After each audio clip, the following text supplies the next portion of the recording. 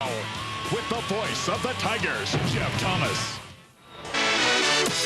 18 seconds to go. Retrieved Notermann behind the net. Gathered in Boshenski, centered out front. Picked up David Hale. A shot deflects in the goal.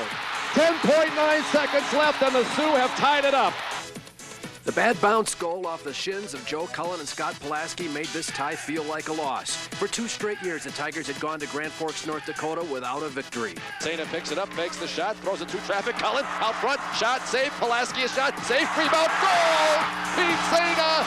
In the rematches last year at the World Arena, the Tigers took both games. Well, it's deja vu all over again. The Sioux are in town, and the Tigers need 2 wins if they want the WCHA title. They're played well after the sweep of Wisconsin, and they know that destiny is in their own hands. Yeah, it will be not only getting 4 points, also taking 4 points away from UND, and that will be huge because we can't really wait for somebody else to do that for us. And I mean, it's now we can do it ourselves, and it's a time, and we have to play 100%, if not more, and do everything we can to get those points that we need. They need those points, and they need all 4 this weekend. The wait is over. The rematch of the WCHA's top 2 teams is here. A sold-out live World Arena awaits the Sioux and the Tigers. Good evening. Jeff Thomas along with Jim Paradise on Adelphia 6. Big games. Players love this. Well, you can just feel the difference in here tonight. I mean, the sound of the crowd, the music, everything, just the intensity. It's unbelievable. All right, we're going to take a look at the standings. This is why it's so big. The Tigers have 29 points. They are in first place. They lead the Sioux by 4 points as we look at the WCHA standings. But look at the games to be played. The Tigers have only 10 left. The Sioux have 12, so that's why these 2 games are important. Now we're going to look at the keys to the game, and this time we're going to be telling you that the keys may be much more important than they were last week. On the power play, Colorado College ranked number 1 in the league, North Dakota number 3, and on the penalty kill, the Tigers number 1, North Dakota number 10. Huge for CC. Well, again, and this weekend is a big weekend. Last week we talked about it, but again, this weekend it's going to be bigger because UND is a much better hockey team. So power play, penalty kill is going to be important. And North Dakota leads the league in penalty minutes. There is another key. We're going to take a timeout. When we come back, the big game is just around the corner. The face-off is next. Powerball. You got game? Don't wait to see the winning numbers. See them first on Adelphia Channel 2. Catch the live drawings every Wednesday and Saturday nights on Channel 2 at 9 o'clock.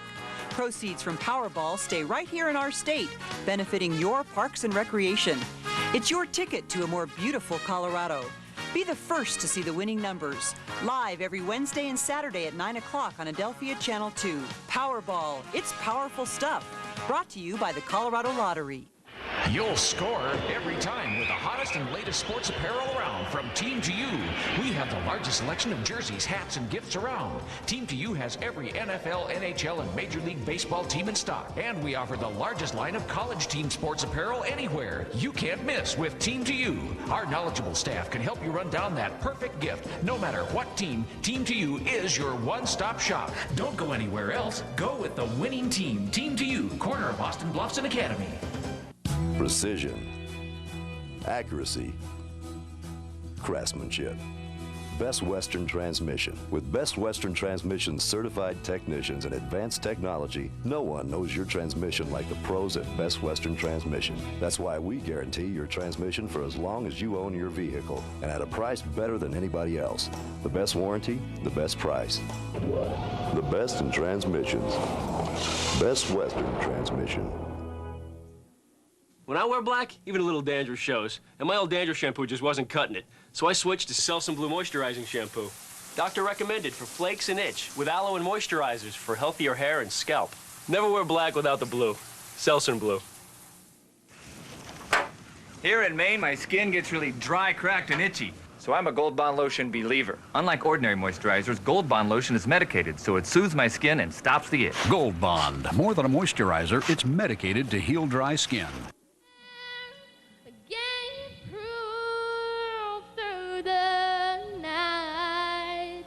That our flag was still there. Oh, say does that star-spangled banner yet wave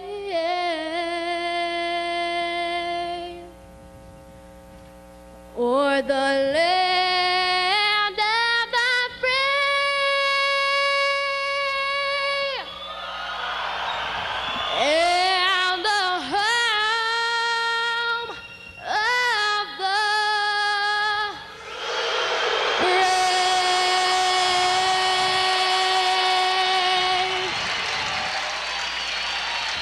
Well, a wonderful rendition of the national anthem to get us underway here at the Colorado Springs World Arena as the Tigers and Sioux are ready to settle it on the ice. That's the only place it can be settled. We've been talking about it all week long on the Scott Owens Coaches Show Tuesday night on the News 13 Sportscast. It's been everywhere, and now it is omnipresent. It is in front of us as Curtis McElhaney gets ready to do battle with Jake Brandt.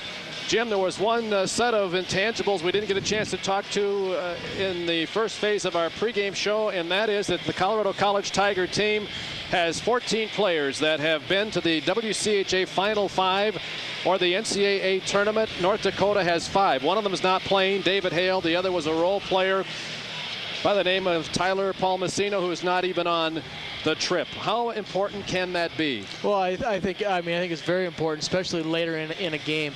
Right away, both teams are going to get out and just play on emotion, but things will settle down a little bit into it. And when you get some guys with some experience start getting into that, then it becomes very important. And of course, you would know as well as anybody, you played on a team that had a lot of veteran experience, but not a lot of playoff experience.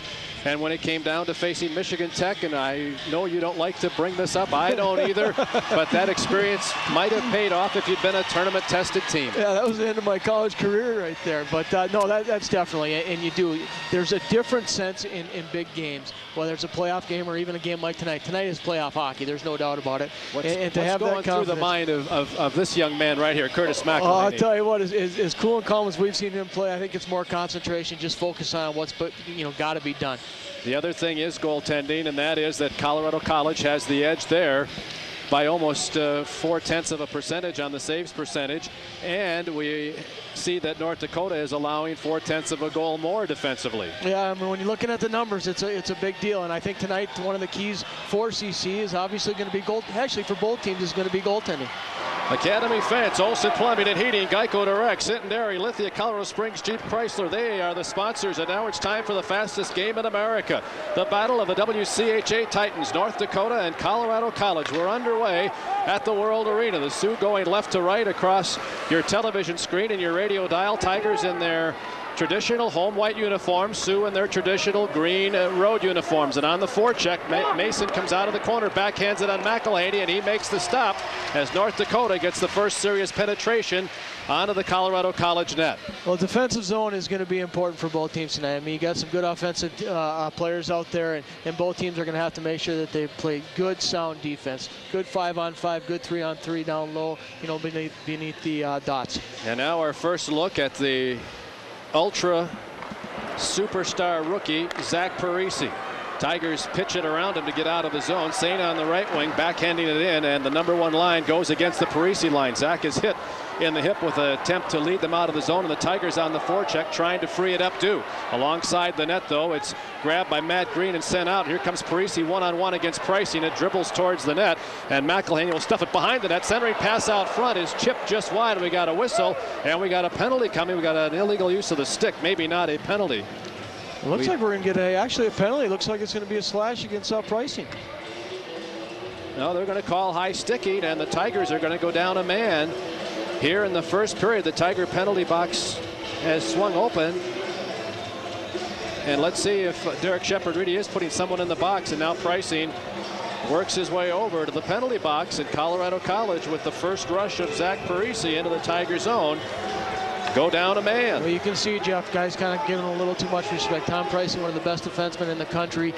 That gap in between that neutral zone, giving Parise a little too much respect, giving him that room and letting him by, taking a slash.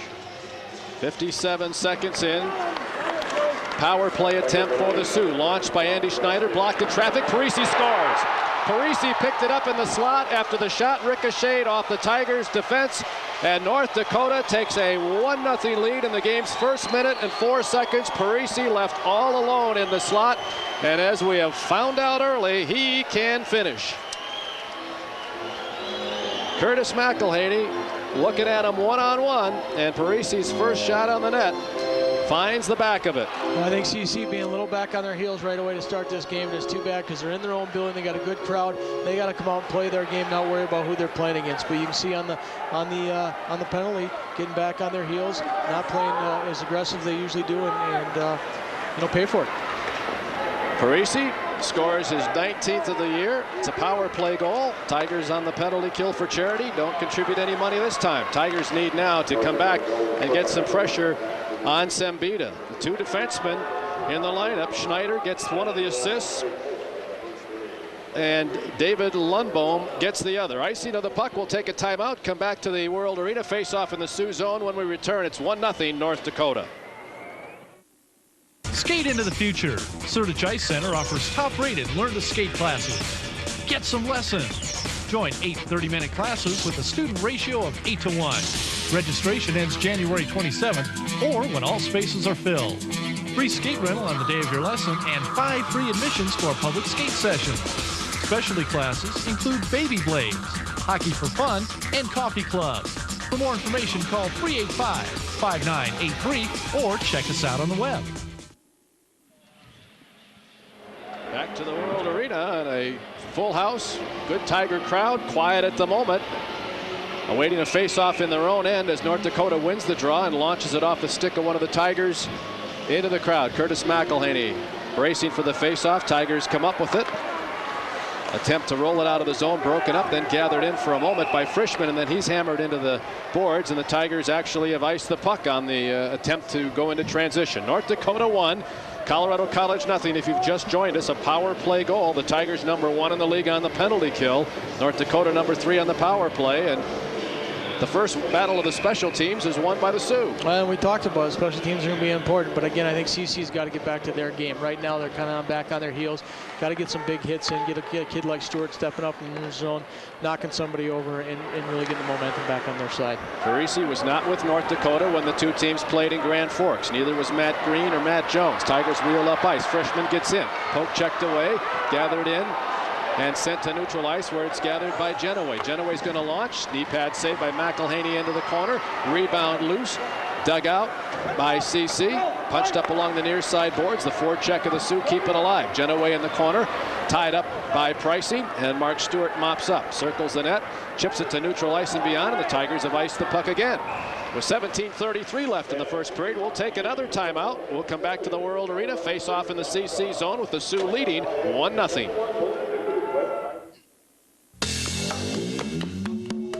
My old dish makes a handsome rotisserie. We're all very proud of yours dish paintings. I just don't understand why my dish chandeliers aren't selling. Dish cooked chicken is mighty tasty. Sure, you can do a lot with a dish, but with more services over one simple connection, like high-speed internet access, cable is the best choice. Adelphia Cable, the connection you can count on. We are back. Tigers clear to neutral ice and beyond, and another icing call coming up against Colorado College. CC unable to get transition started has now iced the puck on 2 consecutive occasions. We've played 2 minutes and 48 seconds, and now we've got an assistant referee, Tim Swider, making a penalty call behind the play as Tyler Liebel is headed to the penalty box.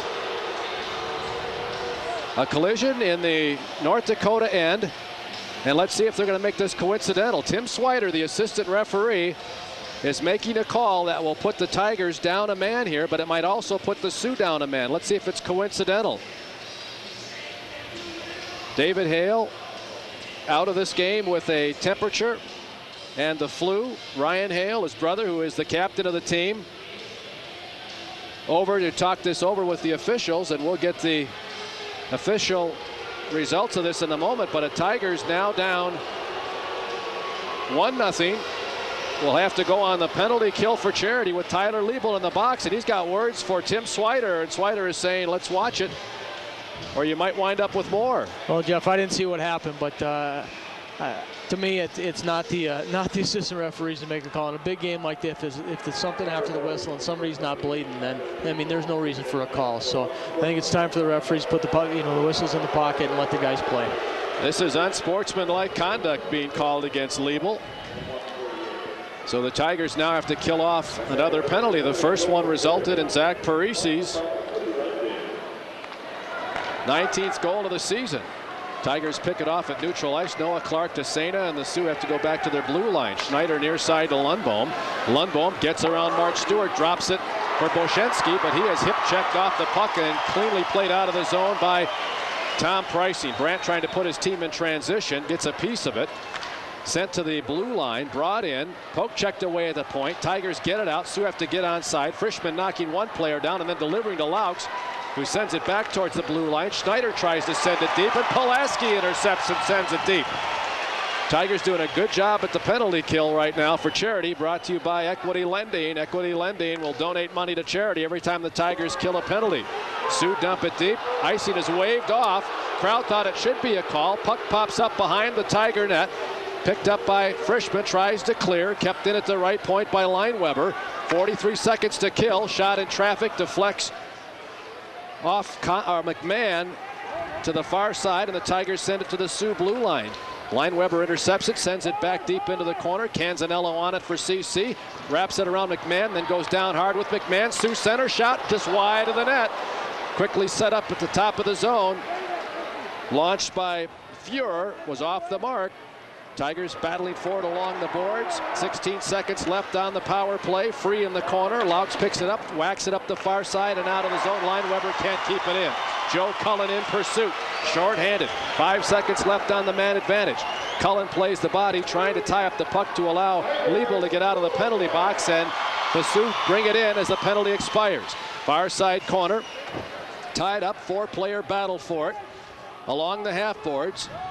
Jason Joseph battling with Genoway. Colby's a big kid, 6'1", 201 pounds, from Moorenden, Manitoba. Puck pops free, drifts towards the Tiger net behind the cage. Joseph tries to clear it out. Genoway's got him tied up, and Joe Cullen plays the body, so Joseph can get it up the near side to Noah Clark. Tigers pinned in their own end. Clark delivers far side to Petio. Off the dashers to Sena. Can't field it. Sioux send it back in. Tigers will fish it out while North Dakota changes on the fly. Petio at the end line, starts to walk up ice, now starts to turn on the accelerator. He's going to launch from neutral ice. That skips off the end boards to Marty Surdich at the right half board. Backhands it to the point, kept in by Pricey. No, they say he didn't.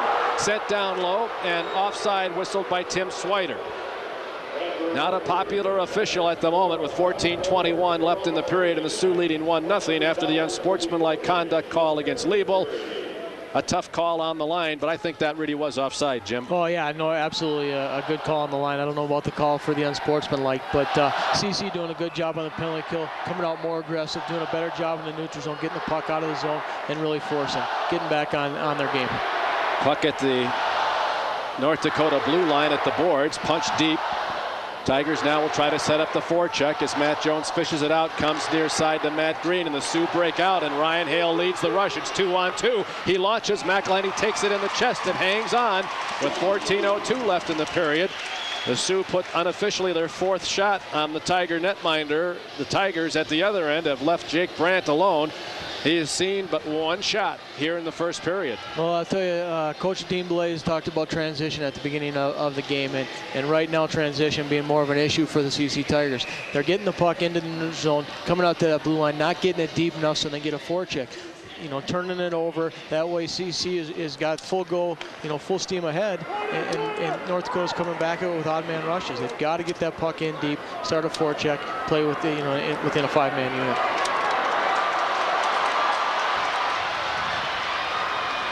We're back to action. Tigers have a break shot just wide of the net. Aaron Slattengrid had Brandt to himself but could not finish. Puck drifts into the Tiger end on the rebound. Canzanello digs it out, pinned to the boards. Goes down, puck pops free. Dug out by Mason, taken away by Laux in the corner. He'll come out in front of the Tiger net, shovels it ahead to Colin Stewart, right wing. Joey Crabb hipped off the puck, delivers into the zone. Notermann's there and chips it right back out. Mason will come back one-on-one against Pricing. At the point, at the circle, at the end line into the corner. Pricing plays the body, but it's dug out by Lundbohm behind the net. Brett Sterling has him tied up and squirts to the slot where it's picked up by Joe Cullen. Ahead to Crabb, he can't control it. He's coming off on a change anyway.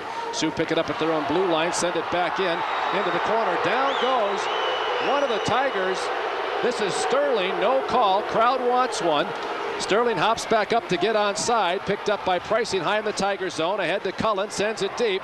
Icing. Tigers do not make connection.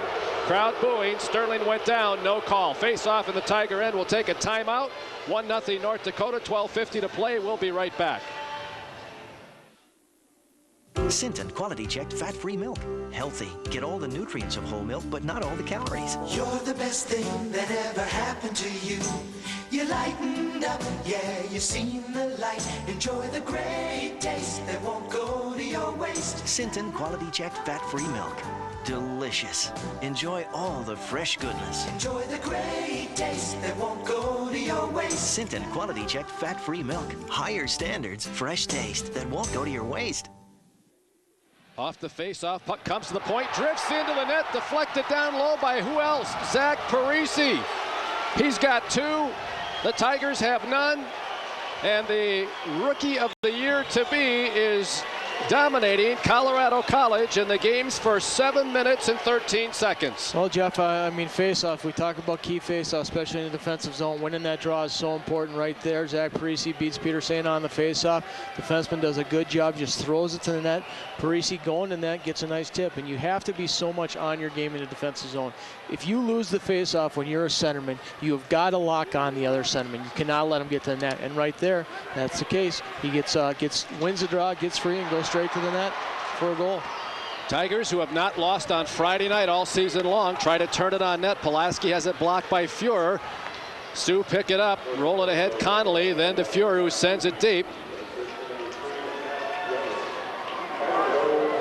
Puck loose in the right corner, picked up, centered, man open, and he did not handle it. Connolly was all by himself in front of McElhaney. So a bad bounce goal gives the Sioux a 2-0 lead, and they send it out front again, and nobody home this time. Fielded at neutral ice and driven deep. Assist on the goal goes to Matt Jones, picked up his 5th of the season, and as the Tigers bring it out, we got a whistle. The Sioux bring it back in offside, and that stops play with 11:58 left in the first period. A 2-0 North Dakota lead. Well, this is the way the Tigers started at Grand Forks, and the Sioux rallied. And I guess the good news, Jim, is that there's a lot of hockey game left to be played. Oh, there is. And again, I'm not trying to be negative or anything else, but CC's just got to get on their game. They're getting a little overzealous, not getting in the puck deep, trying to do things by themselves. When you get to that blue line, especially in the beginning of the game, get the puck in a corner where you can get in, get your wingers in it, and you know, make some contact. You're going to wear the defenseman down. You're going to make a statement. But right now, being a little too cute on that blue line, so it's important to get it in and try and get some bodies. Delay on the ice right now is down in the south end zone. One of the pieces of plexiglass has come loose from its supports, and the World Arena crew right on it to try and get this game underway as soon as possible. We'll take a quick look at the Olson Plumbing and Heating out-of-town scoreboard. An upset in Houghton, Michigan. The Huskies of Michigan Tech have knocked off 12th-ranked St. Cloud 4-3 in overtime. Duluth has a 2-1 lead on Minnesota State at Mankato. That's a small sheet team beating the big sheet team on the big sheet. And, of course, Minnesota State 11 games in a row without a defeat, and that is tops in the nation. Tigers with the puck off the draw as we resume play here. Canzanello wheels through the center ice face-off circle. Walks in at the right point, rolls it into the corner. Slattengren in pursuit. Green falls down. Tigers may have a chance to dig something out here. Colin Stewart in the corner, backhands it to Slattengren, works out of the corner, finds Crabb. Crabb is turned away by Green to Colin Stewart, tied up by Lineweber, drops it for Slattengren, intercepted and brought back towards the point, kept in by Laux. He's high center, throws it down low, rebound off the Dashers right to Ryan Hale. He sends it ahead, and McMahon sends it deep. And as he does, we've got a whistle and an offside call on North Dakota. 11:21 left here at the World Arena in the first period, and the Sioux stake to a 2-0 lead. A power play goal and an even strength goal, and both by Zach Parise, who of course was not in the lineup when the Tigers played the Sioux in Grand Forks. He, Brett Sterling, Matt Green, Matt Jones, and Mark Stewart all in Nova Scotia for the World Juniors. Puck sent the length of the ice. It will not be an icing call by the Sioux. Picked up by Petio. Tries to wrap it around Mason. Has to pick it up himself. Now wraps it around Lundbohm up the near side to Saina. Tries to scoot it ahead. His pocket is picked by Jason Notermann. Drops it for Lundbohm in the corner. Now it ricochets to the slot. Tigers trying to play the body as the Sioux break a man free through the slot. Lundbohm, puck loose behind the net. Joseph's stick is being held. Up the near side to Saina. Backhands it out. Picked off at neutral ice. by Marvin. Lee sends it into the Tiger end off the shoulder of Petio towards the net, and McElhaney's going to have to cover up. Now it's loose out in front of the goalpost. Now we got a whistle and a stoppage of play, and they're going to say that Curtis froze it up. 10:33 left in the period. We'll take a timeout. Both teams changing. North Dakota up by a pair. We're back in just a moment. The Colorado Springs World Arena Ice Hall, home to figure skating, hockey, and speed skating world and Olympic champions. You can learn to skate on the Olympic-sized ice in a small group setting. Our classes are designed for skaters at every level.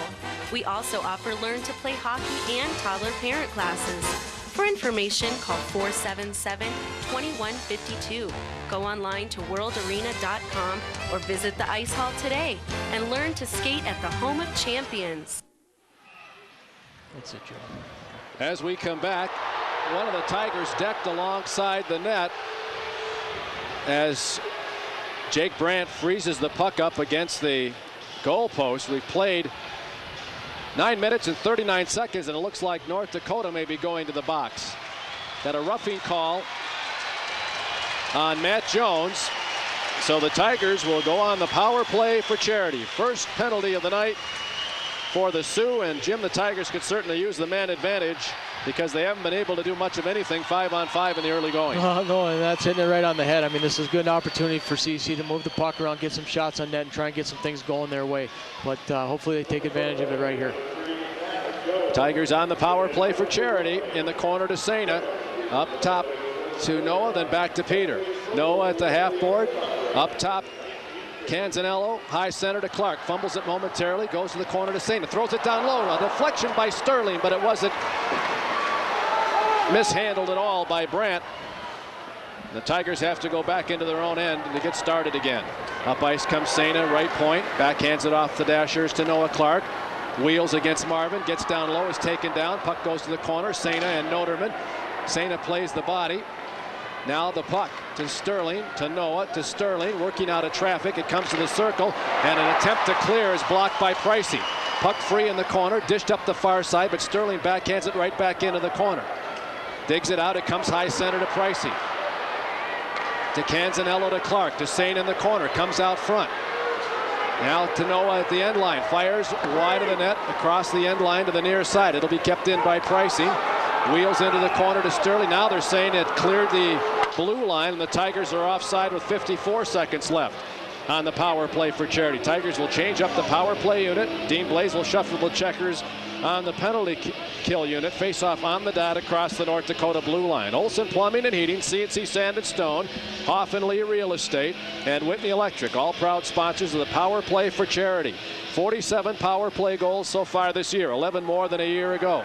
$100 to charity when the Tigers score a power play goal. Puck loose behind the CC net as a Sioux clear. Now Mark Stewart overskates it behind the net. Tigers get help though. Rolled ahead Colin Stewart to Tyler Liebel, but he doesn't field it. It's picked up by Rory McMahon. He pins it to the board and holds 3 Tigers at bay in the process. Stewart comes down to dig it out to brother Mark from Colin, then back to Colin, who will head up ice with 27 seconds left on the power play. Near side to Joe Cullen, sends it deep. Liebel will get there first in the corner. To the point to Mark Stewart from brother Colin. Loose on the doorstep, and Brandt is hanging on to it with Joe Cullen looking to dig it out.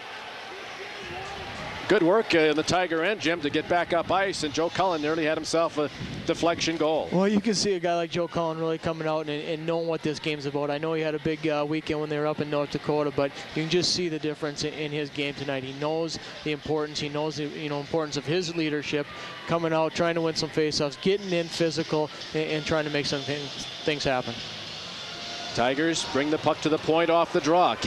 Mark Stewart sights the net, takes the shot, knocked down by Brandt, swept out of the crease, picked up by Mark Stewart, and then he turns it over to Parise. Parise coming back one-on-one with Mark Stewart, and Mark plays the body. Brother Colin gets the puck.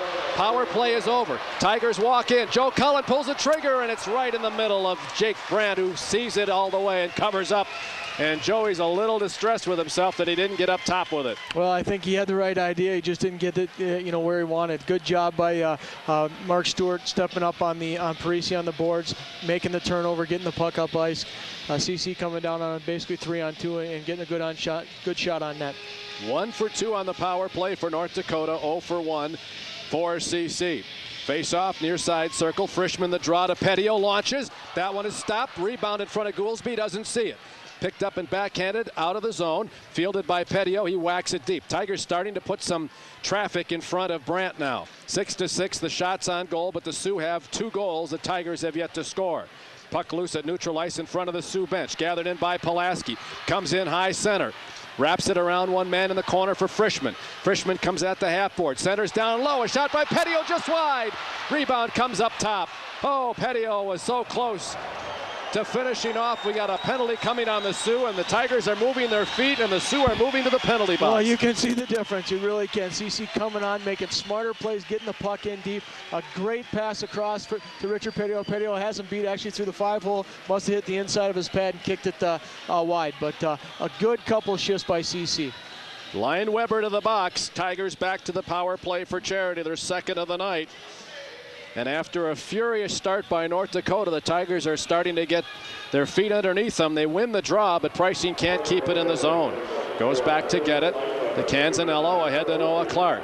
North Dakota, the most penalized team in the NHL, as Sena comes in. Works his way down low. It's poke checked away and then swept out by Andy Schneider. Slowed by McElhaney. He'll leave it alongside the cage for Canzanello. Puts it on the right wing for Noah Clark, who's got to play it off the boards. Left wing to a streaking Tom Pricing. One man to beat. Drops it for Brett Sterling. Back to Pricing behind the net. Lets it drift to Sena. To Clark and back to Sena in the corner. They bring it up along the half-board, top of the zone to Canzanello. Canzanello to Noah. Fakes the one-timer to Sena. Sena starts to walk in, sends it down low. It bounces behind the cage. Dug out by Sena. Quickly to Noah Clark. Noah sends it through traffic all the way through, and Pricing will field it in the corner. Tigers playing good perimeter right now with Sena behind the net. Far side to Noah Clark. It drifts to the point to Canzanello. Back to Noah. Noah's pinned in. Tigers try to run it towards the corner, and they do. Waiting for it is Schneider. Sterling and Sena are all over him, and Sena gets it from Sterling back up the half-board to Noah Clark. Tigers with good possession. 51 ticks left on the power play clock. Down in the corner to Sena. Sena working his way up to the top of the zone. Now to the circle. In the corner to Noah. Noah back to Sena. Going to walk out from the end line out front to Sterling. That's blocked by the defense. Now to Noah at the far side half-board. Tigers work to the point to Canzanello. Walks towards the circle. Looks at the net. Now goes to Sena in the corner. Sena comes out along the half-board to the circle. Down to Noah down low. In front, blocked. Noah backhands it. Sena gets the rebound with 21 seconds left on the power play. Sena walks to the circle, to the point. Sends it down low to Noah. Misses it with the skate, but has it with the stick. Tied up and taken away. Rolled to the far side by Marvin. Canzanello keeps it alive. Out front, man open. Sterling drops it. Shot just wide. Rebound comes to the half-board with 2 seconds left on the power play. Ricochets off Sterling into the corner. Power play is over. Sterling comes out into the circle. Backhander knocked down by Brandt. Rebound to Sena. This is a long shift. Out front they try to find Sterling once, twice, and it's blocked by the defense, and it's cleared out by Lion Weber. This will be an icing call unless it's tracked down by Laux, which it is. Tigers try to catch North Dakota in a change, but it is the Sioux who catch the Tigers, and an offside call coming against North Dakota as Lundbohm and Mark Stewart exchange pleasantries in the near side circle. We'll pause for a timeout, come back to the World Arena. 5:21 left. First period, North Dakota up by a pair, 2-0.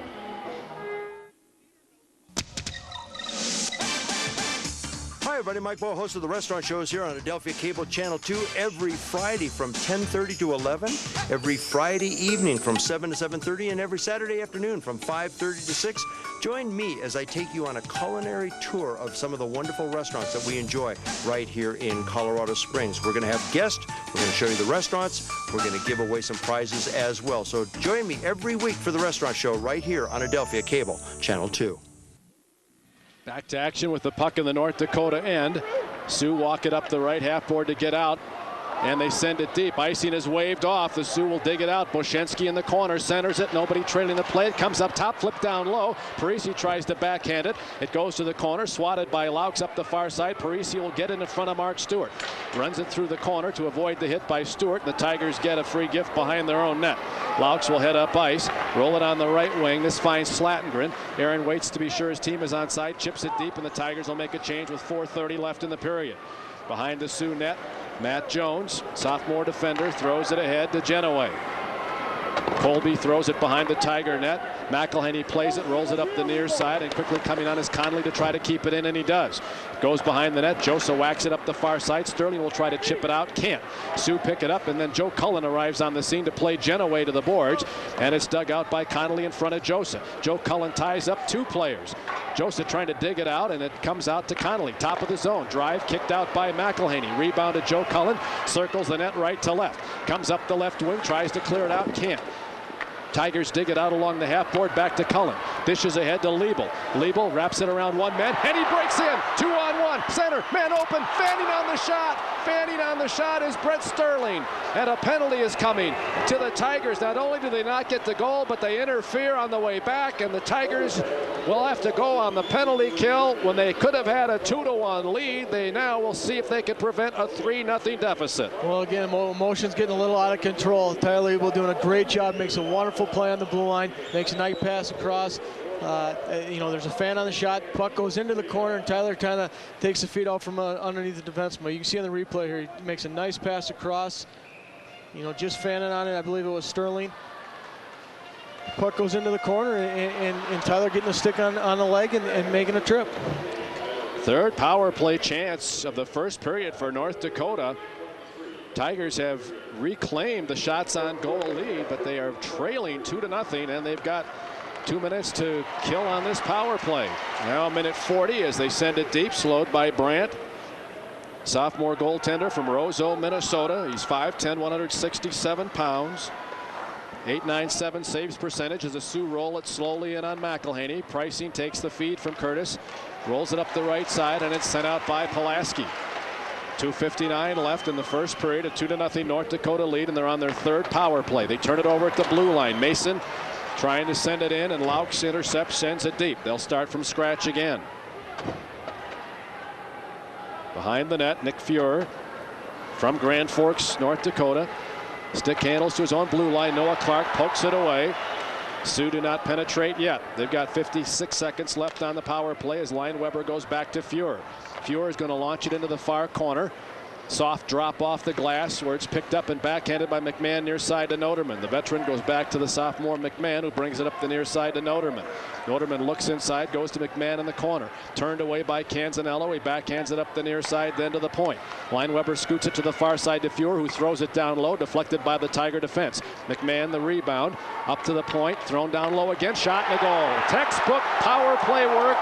Fuhrer found Notermann all alone alongside the right edge of the Tiger cage, and he had an easy tap in to beat McElhaney. It is 3-0, 2:05 to play. Well, textbook is the definite term for that. I mean, doing a good job. You can see him working up the boards, looking across. CC getting a little too aggressive, getting out of play. When you see one defenseman going down in the corners, you can see on the replay, you can't have the other defenseman going and retreating behind the net. If you got to get behind the net, you're out of position. If the puck goes back there, make sure you get yourself back to the front of the net. And again, it's easy for me to say it from up here, but you got to retreat to the back of the front of the net. Also getting an assist on the goal by Notermann, which was his 12th, as the Tigers ice the puck off the faceoff, is Rory McMahon, who picked up his 11th, and Fuhrer's assist is his 9th. And the Sioux are threatening to blow this one wide open. The Tigers have not trailed by 3 goals since the 4-1 loss at the hands of Mass Lowell the first week of the season. But again, we caution, it is still early. There are 40 minutes plus as the Tigers work from their own end to neutral ice. A little adversity. We'll see how the Tigers deal with it. To neutral ice comes Mark Stewart to Collin. It deflects into the zone. After it goes Slatengren. Tied up by Parise. Colin Stewart comes in to help out. Comes up with it. Wheels from out behind the net. Centers out front. Oh, and set up but not able to finish is Joey Crabb. Sioux pick it up, run it deep into the Tiger end with 1:25 to play, and we got a whistle and a stoppage of play for an icing call on North Dakota. We'll take our final timeout, come back to the World Arena. The Sioux with a 3-0 lead now. We'll return in just a moment. At Rex Tire, we know what keeps people coming back. It's not just one thing, but if we had to narrow it down to one word, it would be trust. People know they can trust Rex Tire to take care of their vehicles like they were their own. providing professional, expert service for your brakes, shocks, wheel alignment, custom wheels, and tires. We have a reputation that comes from experience and an understanding of our customers' needs. Take your vehicle somewhere you can trust. Rex Tire, serving Colorado Springs for over 60 years. We are back to the World Arena where the Sioux have just iced the puck. 1:15 left. Shots on goal. North Dakota 9, Colorado College 8. And Curtis McElhaney, the victim of one redirected goal and one textbook power play goal that he could not stop. And he had Parise facing him one-on-one for the other goal. So you can't fault Curtis McElhaney, which is probably why he's still in the game. Puck at neutral ice. Rolled into the far corner. Battling for it, Matt Green. And Marty Surdich. Puck squirts to the near side half board. Dug out by Laux, and he can't handle it. Now he's got to worry about Ryan Hale, who picks it up and is going towards the net. Drops it to the high slot. Picking it up is Rory McMahon. Gets around Canzanello, but then Laux picks it off. Rolls it up the far side to Sena. Sena coming in one-on-one against Green. Turns around at the point. Looks down low. Threads it for Marty Surdich. Deflecting just wide. Rebound to the corner and pushed to the point with 33 seconds left in the period. Shovel to the near side point where it's launched by Mark Stewart. Blocked by the Sioux defense. Dug out by Noah Clark in the corner. Leaves it for Marty Surdich, who will come out of the corner. Tries to center. It's blocked. Picked up. Shot just wide.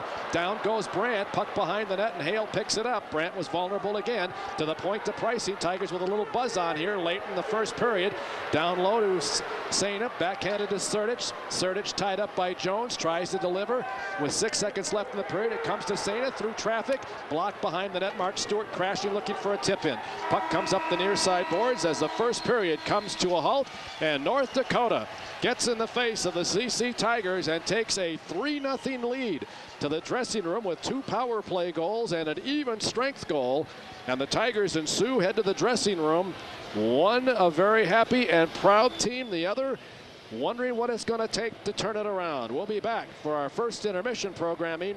North Dakota 3, CC nothing. Back in just a moment. Thinking about DSL for internet access? Not so fast. DSL speed depends on how close you live to your phone company. Higher speeds will cost you big time. Get rolling with PowerLink broadband internet access and get all the speed you need no matter where you live for one low monthly payment. PowerLink, high speed, safe and secure, low rates, no contracts. Get PowerLink from Adelphia and you're good to go. Faster. Precision, accuracy, craftsmanship. Best Western Transmission. With Best Western Transmission's certified technicians and advanced technology, no one knows your transmission like the pros at Best Western Transmission. That's why we guarantee your transmission for as long as you own your vehicle and at a price better than anybody else. The best warranty, the best price. The best in transmissions. Best Western Transmission. The inner workings of modern heating and cooling systems. Finely tuned technology that could be your new career. According to the Bureau of Labor Statistics, jobs in heating and air conditioning are expected to increase up to 20% through 2008. With my professional training, I'm in a steady career I really love. Best of all, I get to work both indoors and outdoors. Call IntelliTech Colleges at 632-7626 for information on a solid career in heating and air conditioning service. Way back in 1913, Matt Whitney started his own electrical service business. Today, the Whitney family owns and operates the oldest electrical contracting business in Colorado Springs. We specialize in everything from commercial wiring to high-tech data communications, cable, and services.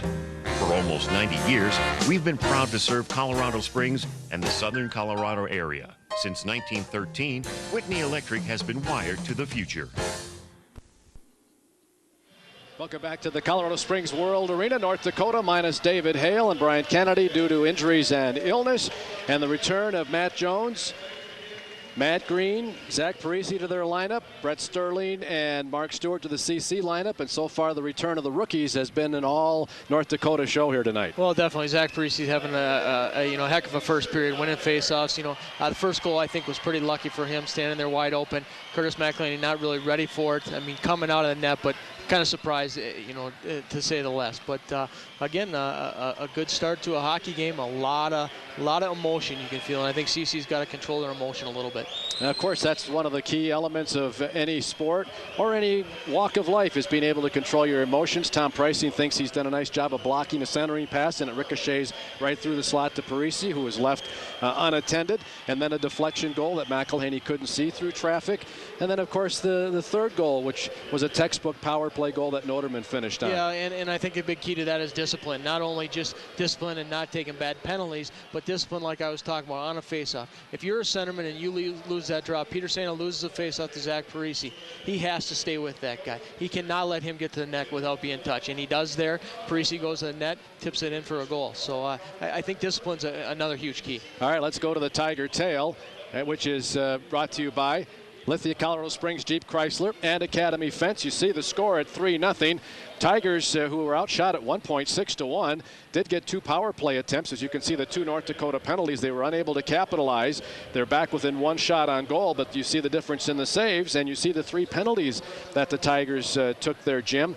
And all of that results in more opportunity for North Dakota, and they made the Tigers pay. Yeah, and again, 2 of those penalties we know for sure were just being undisciplined. Tyler Liebel, I mean, the kid shows so much emotion, and he always is showing a lot of emotion, but you can see tonight he's taken 2 penalties that he probably should not have, and University of North Dakota capitalizing on them. And so much, too, for the big ice factor. North Dakota, with its 2 losses coming on big ice. Both CC's losses this year have come on big ice. They seem to be handling the sheet pretty well tonight. Well, there's no doubt. I mean, they move very well. You can see their defensemen are moving very well in the defensive zone, getting to people, making sure that there's a lot of bodies. I mean, that is not a factor for North Dakota tonight. All right, we're going to take a timeout. When we come back, as you look at the Tiger Tail, brought to you by Lithia Colorado Springs Jeep Chrysler and Academy Fence, we'll return for our Whitney Electric Tiger Profile. A conversation with Noah Clark, a player who almost wound up at North Dakota. That and more coming up during our first intermission after this timeout. It's not just about making plans. It's about making a difference and taking an interest, not just earning it. At Edward Jones, it's about more than investing. It's about knowing you. My every hope, my life, my world, it all begins with a dream. Edward Jones, investing in you and your dreams. Call Rick Gervais or Tom Carlson for a complimentary portfolio review today. Centennial Electronics is the largest electronics store in southern Colorado. We have everything for your computer, audio, and video needs, networking cables and accessories, audio, video cables, fiber optics for your DVD player, and parts for TVs and VCRs. Don't forget about old standbys like record needles, cartridges, and tubes. After 50 years of business, we know what you need. Centennial Electronics, 2324 East Bijou, behind the old Wards building. If we don't have it, you don't need it. Hi, I'm Don Bates of Don Bates Insurance, your area Safeco agent. You know, it's important to consider local representation when buying auto, home, or business insurance. Of course, you can get it by mail order or from the employee of some big company, but at Don Bates, you have an independent agent representing great companies like Safeco.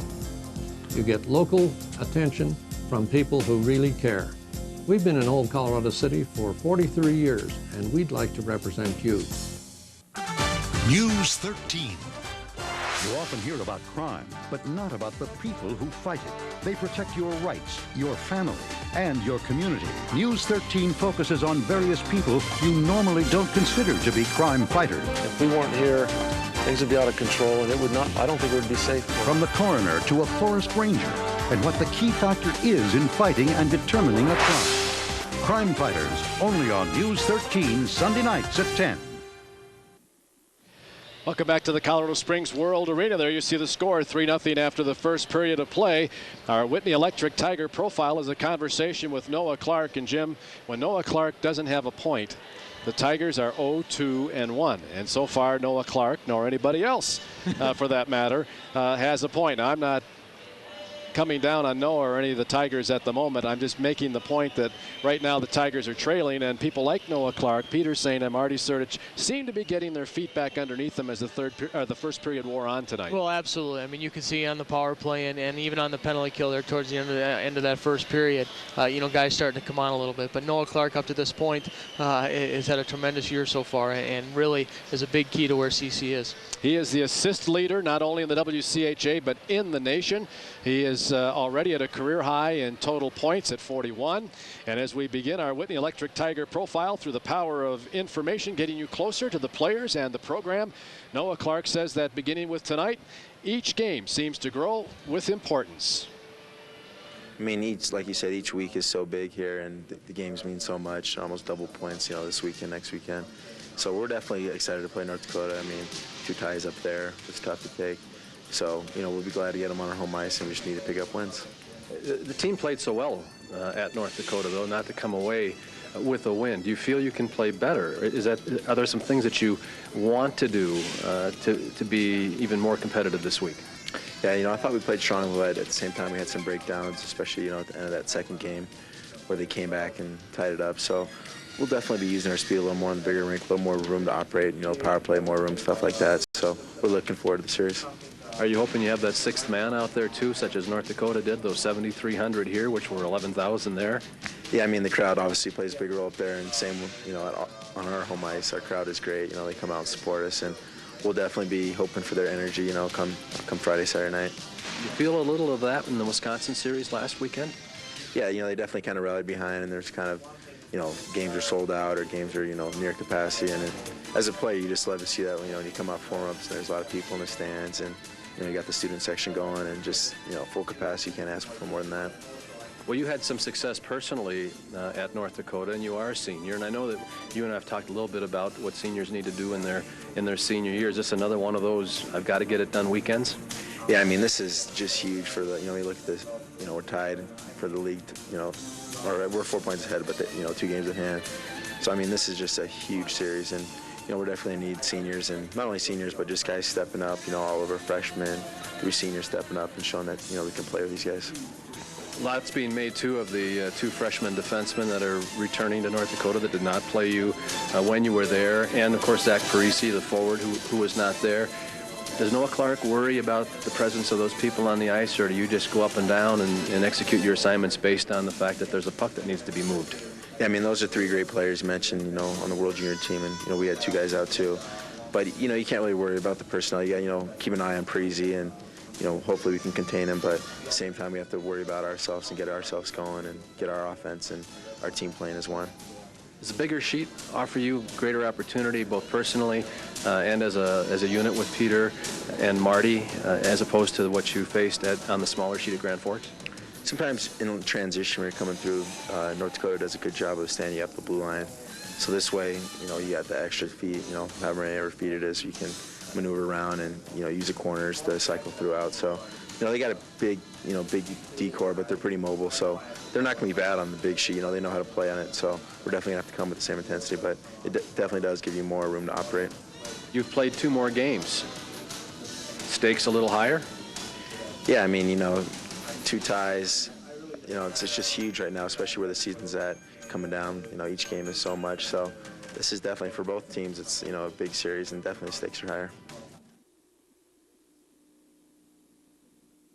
Stakes are higher for Colorado College and North Dakota this weekend, primarily for North Dakota because they have played 2 fewer games. If they're able to win 2 games tonight, they are essentially, or 2 games this weekend, they are essentially in first place because they will have caught the Tigers with those games in hand. Yeah, I mean, it's tough going into a weekend when you're up 2 games on a team, and it means that much more because, especially if they get the points and puts them right up there, it puts the ball in their court. What do you think Scott Owens is telling his team right now, and what does the role of the captain, Tom Pricing, play in all of this right now? Well, I think the role in actually all the players, they just got to get out and play their game. Tom Pricing at the beginning of that game gave Zach Parise way too much credit. I mean, Tom Price is one of the best defensemen in the country. He needs to play his own game. But for Coach Owens, I think he's just got to say, go out and play your own game. I mean, you can't worry about what the other team's going to do. You got to play your game. CC is one of the top teams in the country right now. top team in the WCHA. You got to control your guys a little bit. Slow it down, play your game, play our game, and just do what you can do. Do what you can control. Now, it does seem strange with him having scored 2 goals that I will say this, but we haven't mentioned his name much since then. It seems like the Tigers have felt his presence. They understand it. They're monitoring it. The question is it too late? Well, I mean, and there's no doubt he's a good player, and we're talking about Zach Parise. There's no doubt, but 2 goals, the 2 goals that he have are misfortunes or miscues by the CC Tigers. Peter Sena has to, have control of him off the face-off. The penalty kill, you've got to get somebody in front of the net. You can't leave a kid like that. I mean, it's like leaving Peter Sena out there. It'll be interesting what happens the rest of this game. All right, second period is up next. Tigers trail 3-0. We'll be back after this timeout. Adelphia has something for every member of your family, but if you're not getting Adelphia digital cable, you're not getting the best Adelphia has to offer. From the great Hollywood classics of the Fox Movie Channel, to the artistic gems of the Sundance Channel, and the Independent Film Channel, we've got the movies like no one else has. And with Trio, you'll be in front row for the biggest events in film, music, and theater. Get the most from your TV. Call today and upgrade to Adelphia digital cable, the best Adelphia has to offer. Skate into the future. Surtich Ice Center offers top-rated learn-to-skate classes. Get some lessons. Join 8 30-minute classes with a student ratio of 8-to-1. Registration ends January 27th or when all spaces are filled. Free skate rental on the day of your lesson and 5 free admissions for a public skate session. Specialty classes include baby blades, hockey for fun, and coffee club. For more information, call 385-5983 or check us out on the web. When I wear black, even a little dandruff shows, and my old dandruff shampoo just wasn't cutting it. So I switched to Selsun Blue Moisturizing Shampoo. Doctor recommended for flakes and itch with aloe and moisturizers for healthier hair and scalp. Never wear black without the blue. Selsun Blue.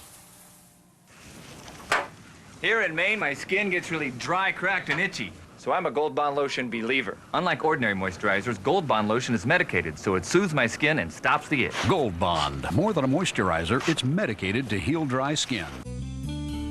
It's all about your hometown. It's all about friends and family. It's all about the lives we live. It's all about the world at home. It's all about a place that we all share. And every little way we show we care. It's all about the lives we live. It's all about the world at home.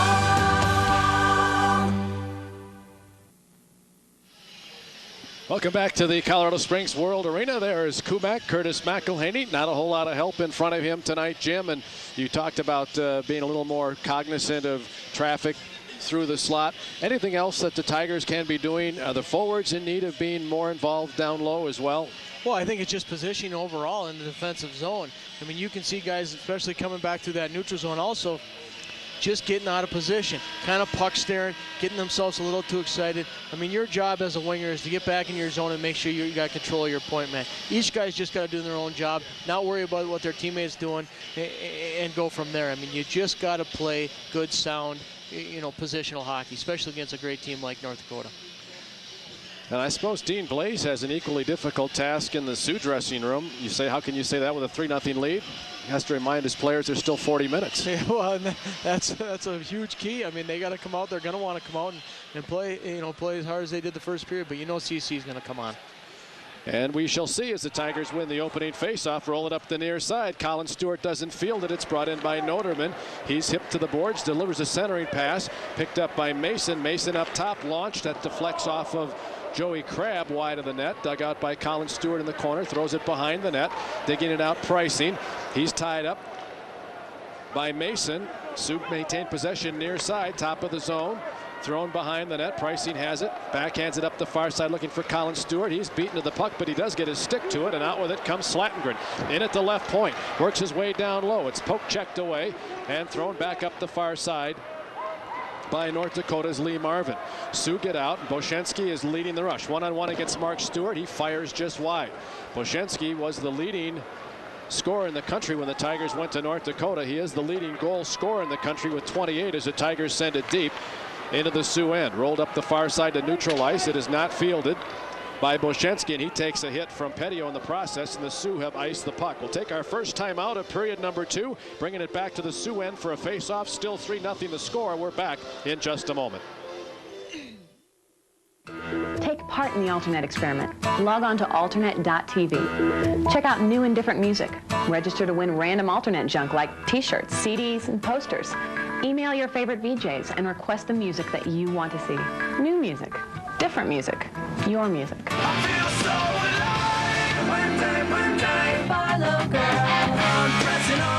Alternate.tv. The Alternate experiment at 4 and 10 p.m. on Adelphia Channel 2.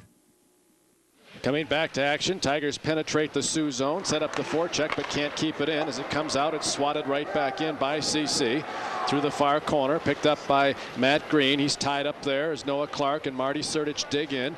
Picked off by Zach Parise, who rolls it up the near side. Spiewak backhands it to Jones, who then sends it deep into the Tiger end. North Dakota will make a change, and that ricochets in front of the net. Tigers do pick it off. Canzanello near side chips it off the boards to neutral ice, but he cannot start transition. Sioux send it back in. Canzanello fields it along the half board and starts to wheel up ice. Right wing to Noah Clark, plays it on the backhand in at the right point. Right circle across the end line behind the net, leans out front, crashes into the net. The goal posts become dislodged, and with 17:49 left in the second period, our score stays at 3-0. And Jim, that time Noah trying to make something happen out front. Well, and it's important for a guy like that, or important for any guy, just to try and go to the net. Like you said, make something happen. Get that puck in there. Hopefully the goalie, maybe struggles with it. Somebody else coming in for a rebound, but drive to the net and try and make somebody pull you down or make something happen. Scott Owen said something to me yesterday that made a lot of sense, that this team still has a real good shot tonight, and for the weekend they are so competitive. They want so badly to beat this team.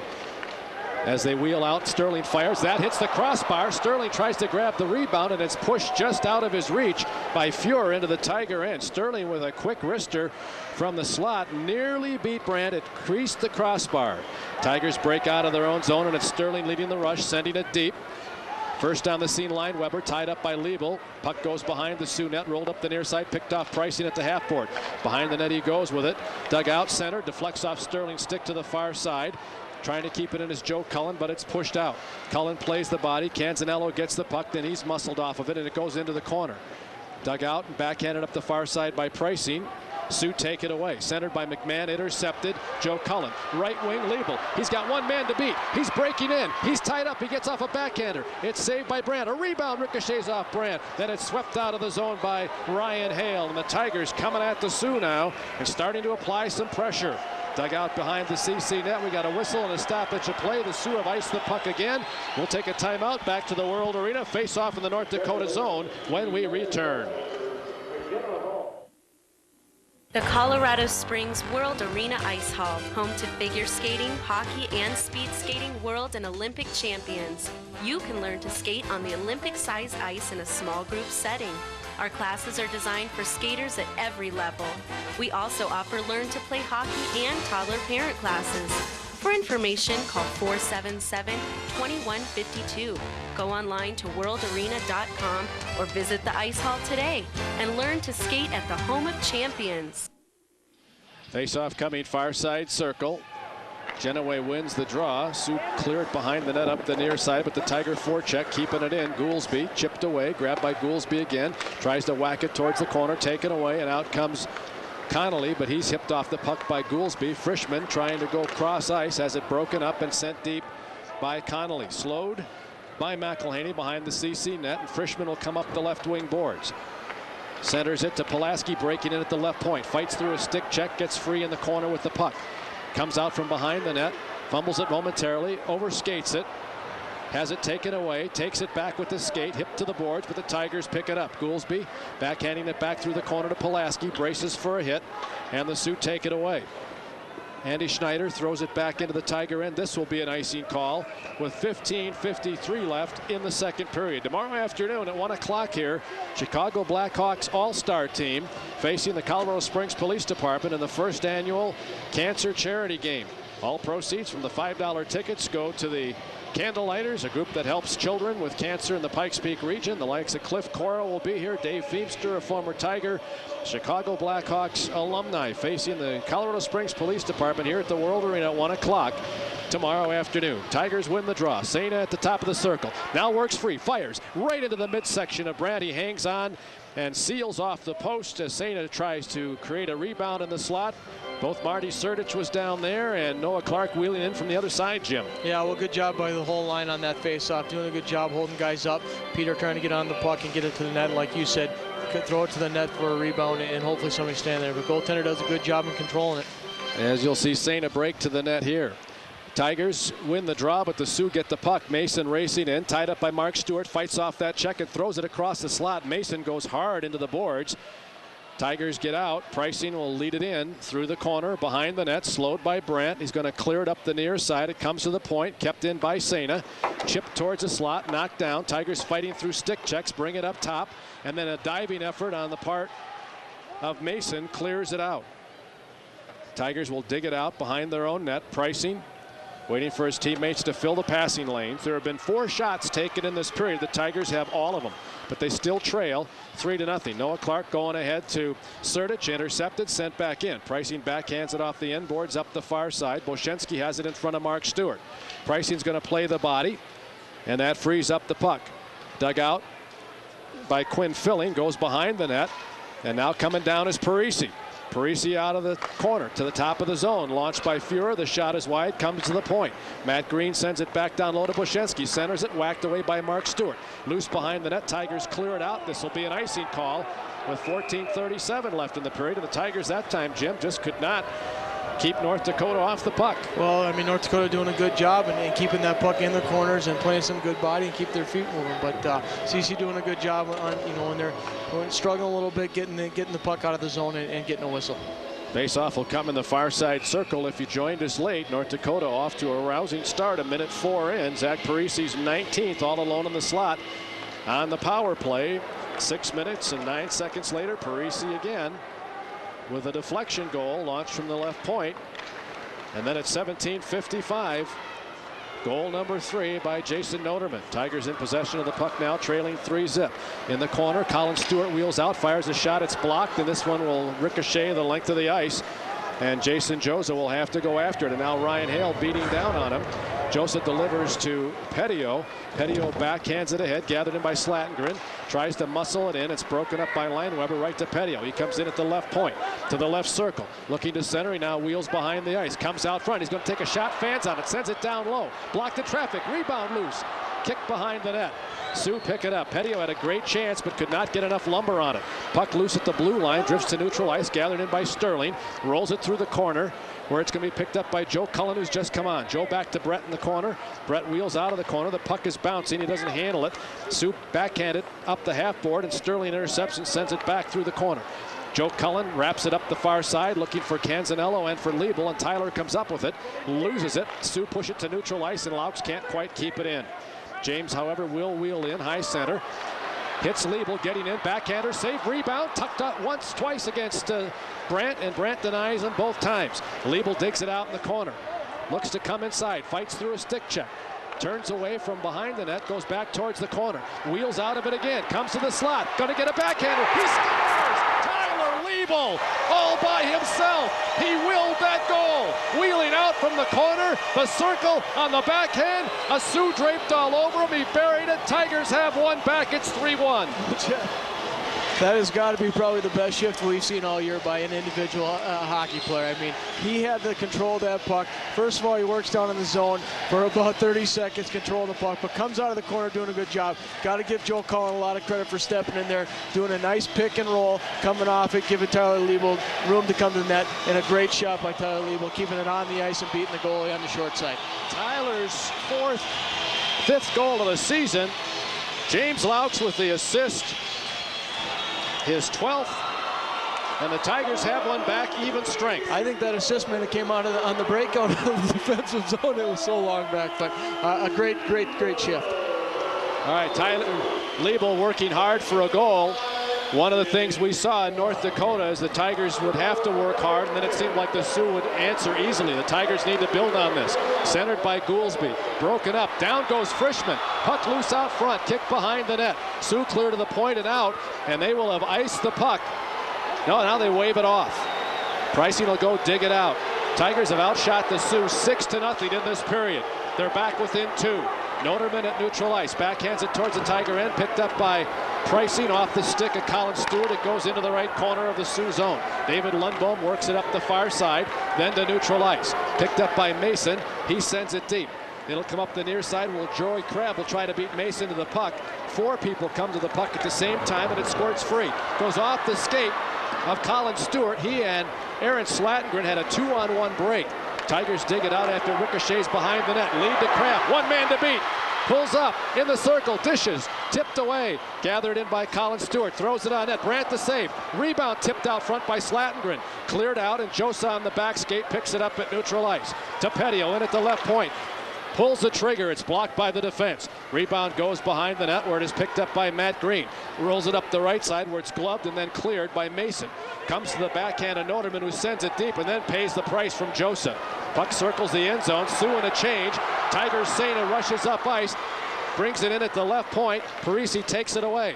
Tries to clear it out. Poked right back in. Tigers have to get onside.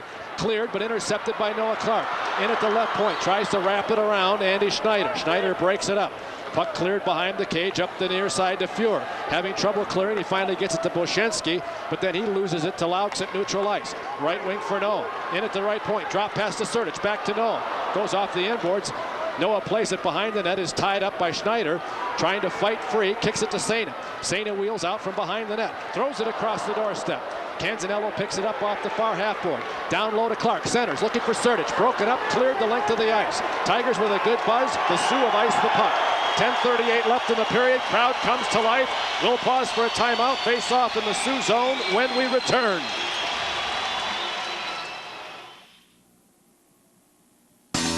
Adelphia has something for every member of your family, but if you're not getting Adelphia digital cable, you're not getting the best Adelphia has to offer, like the cutting-edge music of MTV2 and the outrageous stars of MTV Jams, the beat of VH1 Classic, and the rhythms of VH1 Soul, the spirit of great American country, and VH1 Country.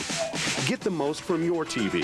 Call today and upgrade to Adelphia digital cable, the best Adelphia has to offer.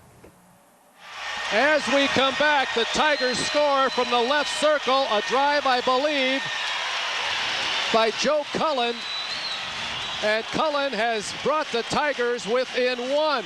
Well, Jeff, you'll see this line really coming out and really turning the game around for CC right now. Tyler Liebel working hard in the corner, just takes a big hit.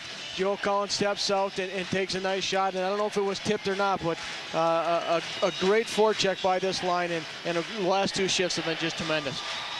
9:35 left in the second period. The Tigers are within 1. Cullen from Tyler Liebel. Joe's goal, 14th of the season, 36th of his career. Liebel with the assist, picks up number 13. Tigers are back within 1, and it's a 5-on-5 even strength goal. Tigers not having to rely on their special teams here in the second period so far. Puck loose along the doorstep, and McElhaney covers up with Trevor Frischman and Colby Genoway going chin to chin, looking for the rebound. Huge goal for Joe Cullen. He had 4 of them at Grand Forks, and he's got 1 here tonight. You'll hear Joe talk about it during the second intermission Tiger profile, but Moorhead, Minnesota is attached to Fargo, and it's very close as we look at the goal that was driven home by Joe Cullen one more time. And he says it's always the Sioux this and the Sioux that. And he says he wants the Sioux to take this, and he's given it to them and brought the Tigers back within 1. Tigers now with a 16-10 shots on goal advantage. That, my friends, is 9-1 in the period as the puck is frozen in the near side corner. Well, again, I think CC coming out and playing a much better period, a more focused and a more controlled period what they did in the first. First period, they were a little scrambly, panicking, doing out of position, but here coming out and playing more of their game. Puck loose, near side circle. Brought to the top of the zone, backhanded down low by Notermann, intercepted by Sejna. Sejna, right wing for Noah Clark, picked off, but gathered in by Laux. Laux in at the right point, fumbles the puck, goes to the corner, playing the body, trying to make something happen, comes up with it. Works out of the corner, now throws it behind the net. Waiting for it is Srdic, trying to hit Sejna. Intercepted and run out of the zone by Andy Schneider. It's a race into the Tiger zone. Notermann gets to it first in front of Mark Stewart, sends it down low, blocked by McElhaney, and Kumak covers up. And they will face off in the North Dakota zone. 9:07 left in the second period. These two teams have now played 7.5 periods, and they're right where they were when they went to Grand Forks for the opening face-off on January the 3rd, dead even. In a manner of speaking, the Tigers are still down a goal at 3-2. Face-off near side circle, Tiger zone, Parise working against Crab, down in the corner goes Mark Stewart, no call. Derek Shepard letting him play. Parise working against Slatengren. Slatengren takes the puck away, rolls it up the far side, kept in by Fuhr. Throws it down low, McElhaney the glove stop. And with 8:50 left in the second period and a 3-2 North Dakota lead, we'll pause for a timeout. We're coming back to the World Arena in just a moment.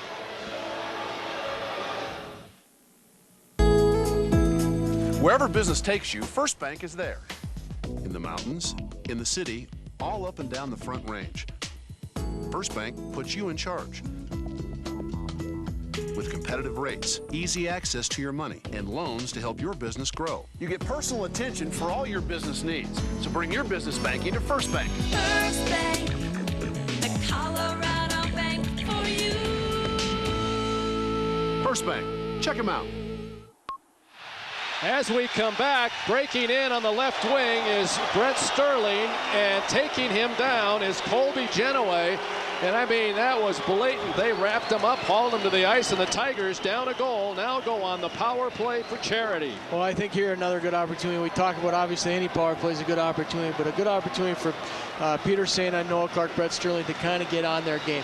Peter Sejna right now kind of pressing a little too much. He's got to slow it down a little bit, control the puck like he always does, and hopefully get some opportunities here. Tigers move it to Canzanello at the right point off the draw. Canzanello near side to Noah Clark, but still at the point. Noah into the corner to Peter. Peter brings it alongside the half board to Noah, up top to Canzanello.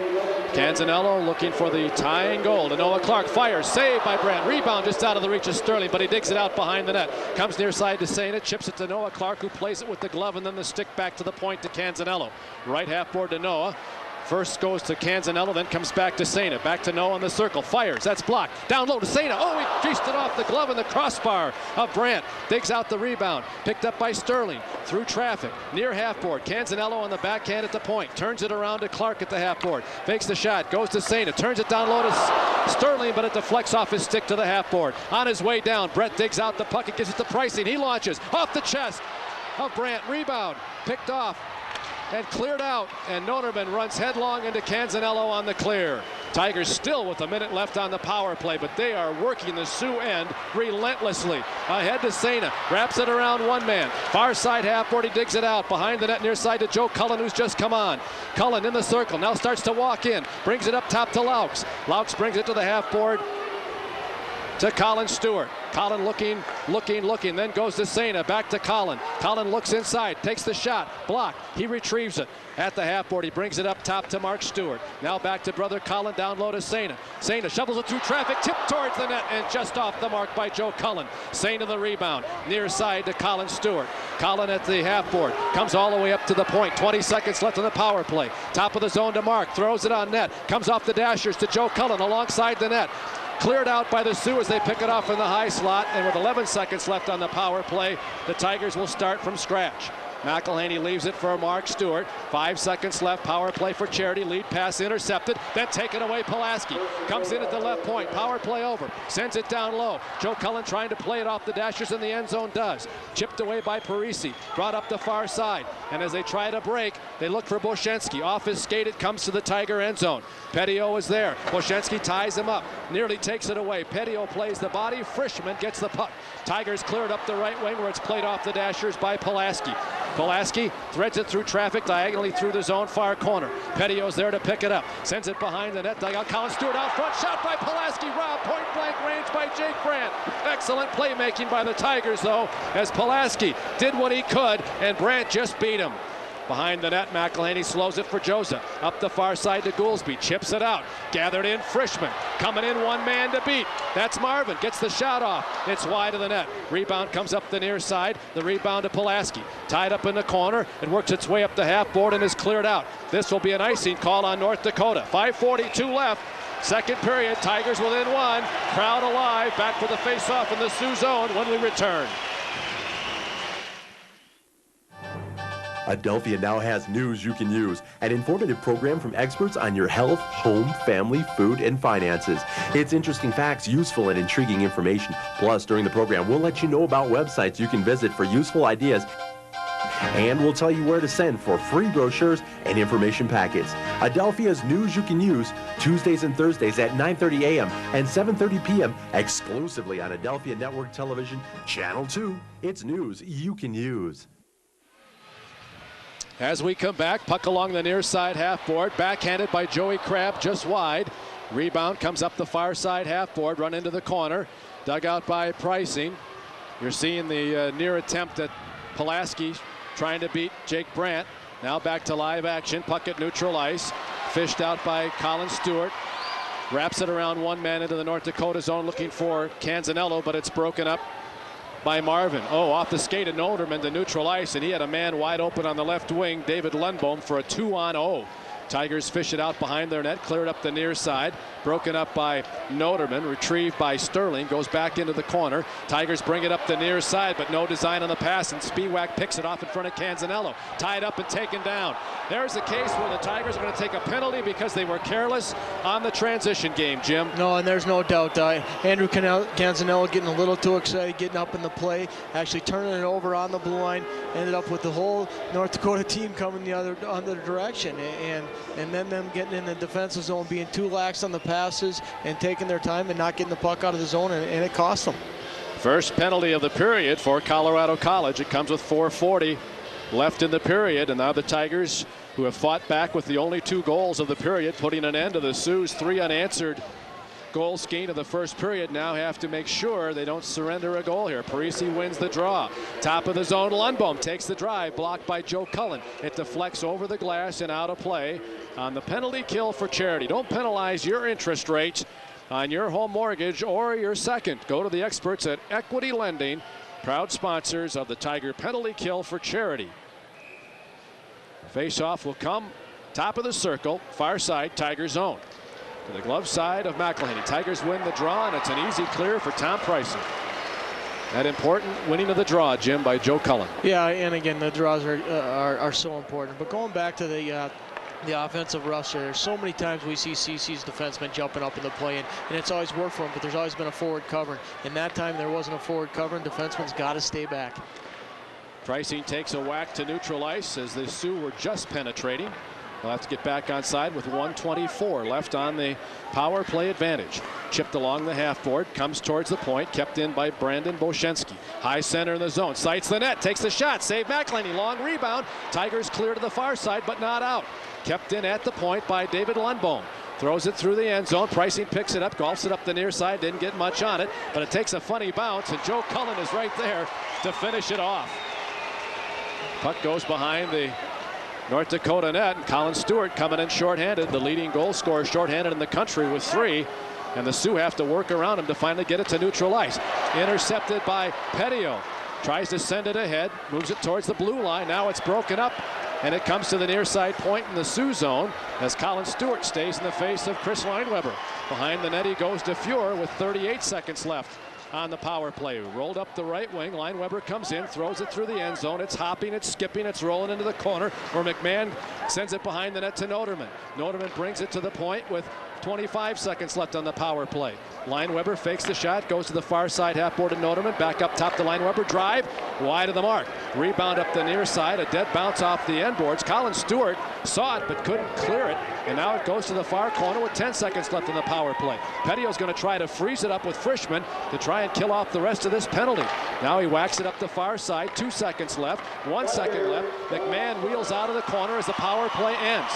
Tigers have killed it off. Centering pass goes all the way through to the near side boards. Kept in by Fuhr. Looking down low. Deflected by McMahon wide of the net. Notermann the rebound to McMahon coming out from behind the cage. He's in the corner. Now it's picked off by Colin Stewart. Backhands it up the near side with 2:20 to play in the second period. Long lead. Intercepted, sent back in. Skips off Joseph's stick behind the net, and Kumak gives it back to Jason. Does not put much on it, but Noah Clark does get to it, but has to roll it behind the net one more time to Pettio. Tigers having trouble getting out. Picked off in the corner by Colby Genoway. Pinned to the boards by Joseph. Connolly is there, and so is Pettio, and now we've got a frozen puck. We'll take a timeout. Face-off coming in the Tiger end. It's 3-2 North Dakota. We're back to the World Arena in just a moment.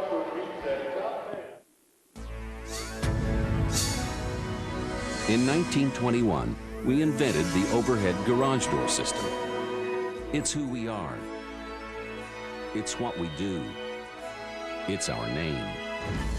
To be sure you're getting the genuine, the original overhead door, look for the overhead door red ribbon.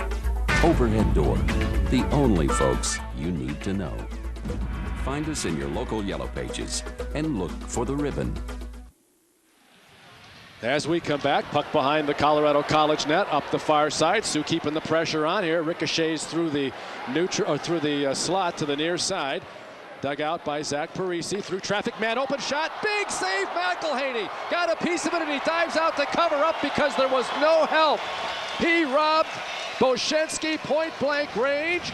And the Tigers dodge a huge bullet in the last minute 27. Well, great save by Curtis McElhaney coming across and knowing where the puck's going. But obviously a couple miscues on the CC's defensive zone. Guys running around a little too much. Peter Sena actually lost a stick, had to recover and try and get back. But it's just not forcing. You see the guy come back around the net, and you got to be aware of him being over there. Tom Pricing, watching him go behind the net, kind of puck steering. You got to be aware of where your man is. Top goal scorer in the country, robbed at point blank range by Kumak. Puck behind the CC net. Laux lets it roll up the near side to Liebel, who had the Tigers' first goal. Lead comes out of the zone. Ricochets off Andy Schneider, and he has to play the body on Brett Sterling, so Brandt comes out from the net. They get the Sioux out of the zone. Picked up by Notermann. Right wing brought in by Mason. Mason tied up by Canzanello. Keeps the puck. Comes to the point, and it's muscled out by Canzanello. Picked off by Schneider and sent back in with 1 minute left in the period. Into the near side corner, dug out by Laux. Up the near side, broken up, 4-player scrum, and it squirts free to Liebel. Tyler works his way up ice. Ahead to Joe Cullen, who has the other goal. He launches, it's blocked. Retrieves his own rebound, scoots it behind the net to Liebel. Liebel has it blocked by Spiewak, and Kevin picks it up and comes up the near side.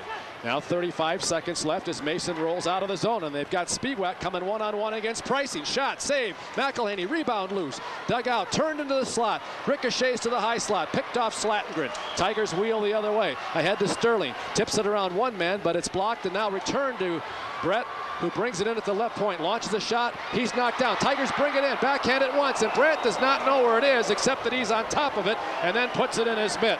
The Tigers came crashing. Sterling, Slattengren, and Liebel, and they couldn't muscle it past Brandt with 13 seconds left in the period. Well, a good play by them in the offensive zone there. Nobody really knowing where the puck is, but both guys going to the net and getting a shot on or tipping it. You can see here, Brett Sterling trying to get it to the net, gets blocked, takes the hit though. Guys following up, coming in and getting the puck to the net. Face-off will come far side circle. Puck goes to the corner with 12 seconds to go. Sioux clear behind the net. It's a 3-2 North Dakota lead as we go into the final seconds of the period. Picked up, rolled ahead. Sioux come to neutral ice. Boshenski across the blue line with 3 seconds left. It comes to Parise, and the horn will sound before Parise can set and launch. We are through 2 periods.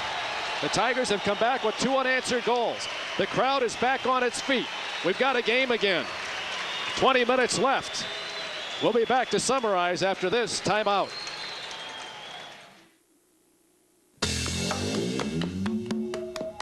Old dishes have come in handy since the cutbacks. Old man here's going pro. The dish makes a good pizza. But I want to dance, Coach. No, you don't. Want the dish? Yeah. Get the dish. You the man. No, can you give me a hand? You the man.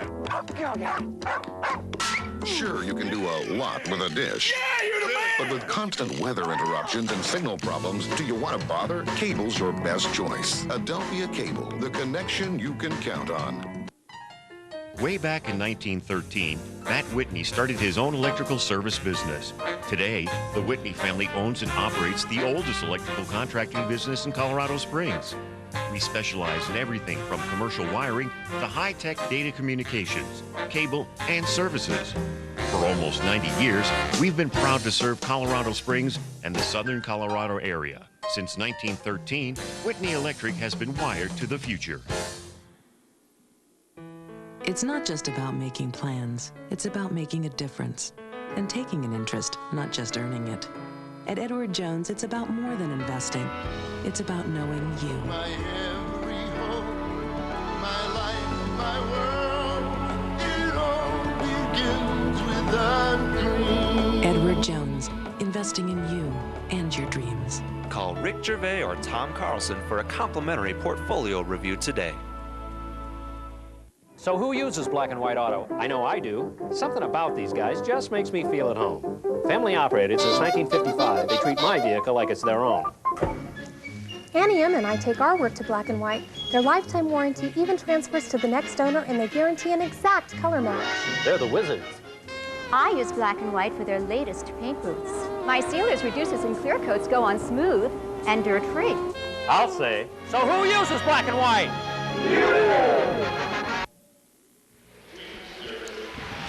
Back at the World Arena, it looks a little different on the lower third of your screen with the score. It was 3-0 after one, 3-2 after two. And Jim, a very different period for Colorado College. Well, yeah, and again, I think CC, went into the locker room, regrouped very well. They came out and they had a great, great period from that line of Joe Collin, Tyler Liebel. I mean, they just came out and worked real hard. And we've also seen what Curtis McElhaney can do when he has a little help. Well, and I think you've seen the puck a little bit better, too, and that's obviously a big key to his defenseman, getting in and clearing some people out. But he was coming out of the net a little better, making some saves and controlling it a lot better. All right, we're going to take a look at the Tiger Tail. Lithia Colorado Springs, Jeep Chrysler, and Academy Fence, the proud sponsors. And you see the shift change here as the Tigers, who were outshot 9-8 in the first period, have outshot North Dakota 13-8 in the second period. And with the penalties being even, the Tigers still have one more, but it just shows you when the Tigers stay even strength and move their feet, they can generate a lot of opportunities. Yeah, no, and there's no doubt about it. I mean, power play opportunities, I think, helped them out because it got them the flow going their way a little bit. But again, moving their feet, using the size of the sheet, getting the puck in deep, playing some body, getting a little more physical than they were in the first period, and it paid off. And a very quiet Zach Parise in the second period. The Tigers have figured him out. Yeah, Zach who? Let's not say they figured him out to this point, but again, they are. I think and it's more or less on the offensive side. They're getting the puck in deep, and they're not playing as much in the defensive zone. Tigers with a deficit of 1 goal now after trailing by 3 after the first period.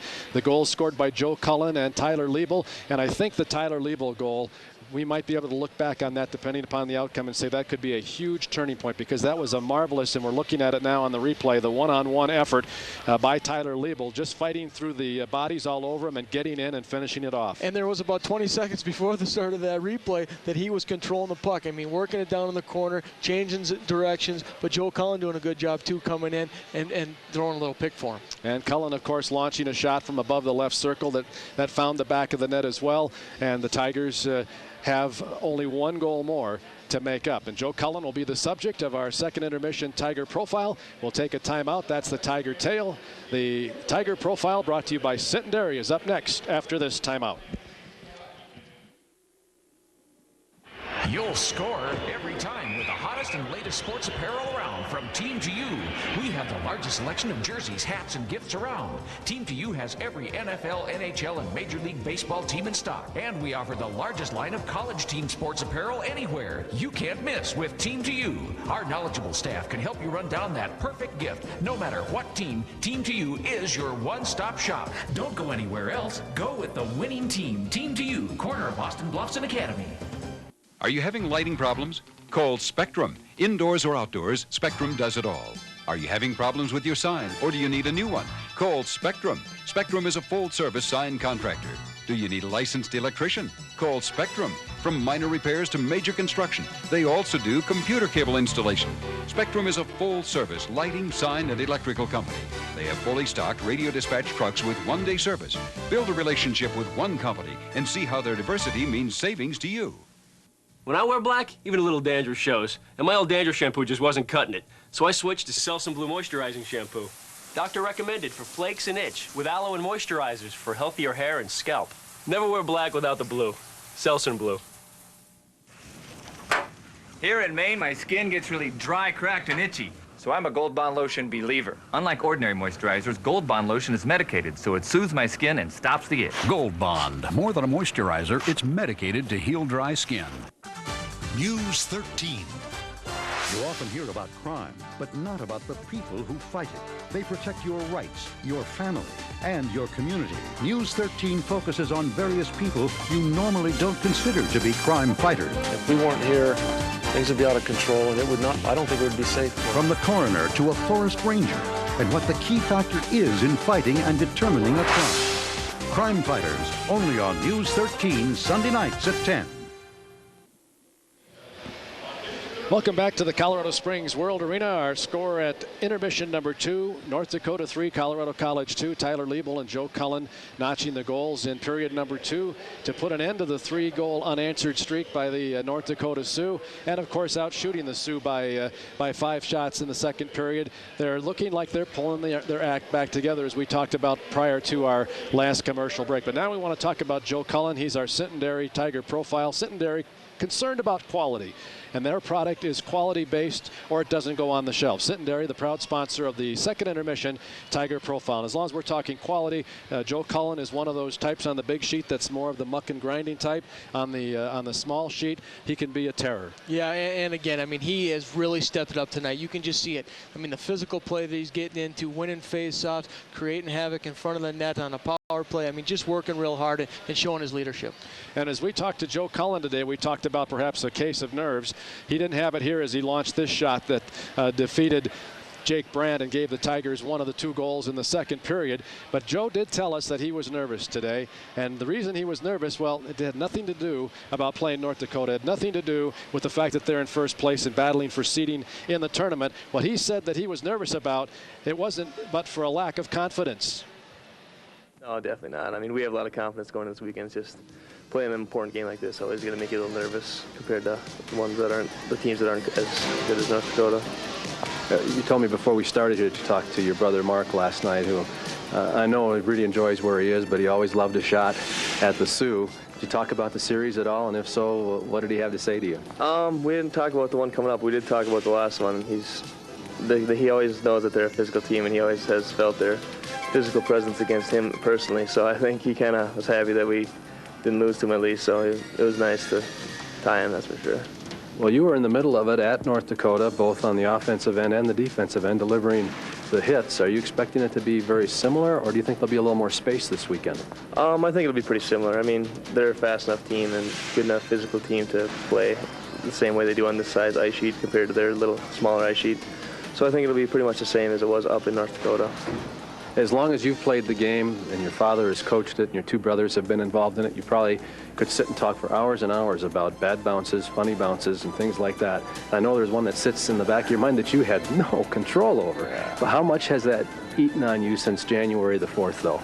I don't know, it's just a tough thing to think about, you know. I mean, we had the game wrapped up. There was, 10 seconds left, and bounce off my shin pad, then Pulaski's shin pad, and then in the net. It's just that, I mean, you can't really do much about it. You can't really think about it too much. You can't really focus on it. But, I mean, it's just something that it's a what if, you know, what if I would have moved a little bit further over, or, you know what I mean? I just try to forget about it, and I don't know, it was a big moment in our season maybe, but I don't know, I think we're moved past it now, and I think we're focused on this weekend. Well, naturally, you're still in first place. You're still in control of your own destiny. But I know in the competitive mind of a Cullen, there's at least 1 or 2 plays that you'd like to have this week that turn into red lights, either for yourself or your teammates, to at least erase the negative side of that in your mind. Yeah, definitely. I mean, you always want to get back. And then even when I'm playing the Sioux, it's a little more special for me because I've grown up really close to living by the Sioux, and every time I go home, everything is the Sioux this and the Sioux that. So, I mean, I kind of just always want to beat them and give a little extra to them, you know, so hopefully we can do that. Well, you will have played 2 more games, but you will also have 8 points between you and them, should you be successful in both games this weekend. As a senior and having seen how this league works, once a team gets a lead, are you very hopeful that your team can put themselves in that position this weekend? Yeah, I think so. I mean, because if we can get a few points out of this weekend, then the pressure will be on them, because although we have 2 games at hand, they still have to win those 2 games to be tied with us. And I mean, I think that'll be tough for them. I mean, this league is definitely a tough league, one of the best in the country. And I mean, every game you never know who's going to win. So going into any city this last half of the year is going to be tough. So. Your team has also been able to apply pressure of late, especially after the last break between North Dakota and Michigan Tech. You came at Michigan Tech, you came at Wisconsin. Seemed like it was the Tigers of old in the waves that we saw perhaps at Minnesota and against Michigan Tech here earlier in the season. Under those circumstances, Joe, do you really worry a lot about where Parise is, where Boshenski is, or you just really want possession of that puck and keep them stirred up to the point that they can't become organized? I mean, you kind of can't really avoid those 2. You always have to pay attention whenever you're on the ice and they're on the ice. You kind of have to keep that in the back of your mind and always think about that too. But I mean, if we can play like we did against Tech and Wisconsin, just possess the puck most of the time, then I think that they'll kind of not be as much of a factor, and hopefully that will work out in our favor. That's Joe Cullen. Where's number 9, a senior from Moorhead, Minnesota, and we asked him about tallying a red lighter here to help erase the pain of the January 4th night in Grand Forks, and he's done just that. Yeah, no, he has, and a great goal. But the other thing he was talking about is possession of the puck. I mean, if you can control the puck a little better and keep it off of North Dakota's stick, it's going to play into your hands. And I think that's something that they did in the second period, and hopefully they come out and do in the third period. And of course, if you're maintaining possession, you frustrate the forwards on the other team, and maybe you cause them to make a mistake or 2. Yeah, absolutely. You get somebody on the other team running a little bit, and like CC did in the first period, you get out of position, you get running, and you start making a mistake. So hopefully we can see that happen in the third period. Jim, do you see a momentum switch here, or do you still see these 2 teams battling pretty much toe-to-toe? Well, I think battling pretty much toe-to-toe. I mean, obviously North Dakota's got a very good hockey team. CC's got a very good hockey team, but I think both teams have made some mistakes.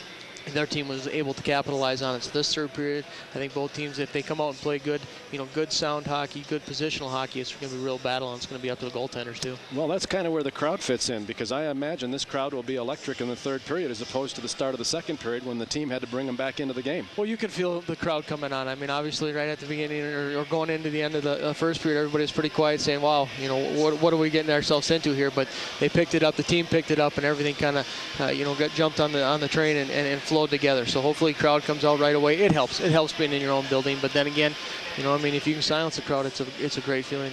All right, we'll take a timeout when we come back. Third period, Tigers have 20 minutes to see if they can defeat North Dakota for the first time this season. It's 3-2 the Sioux.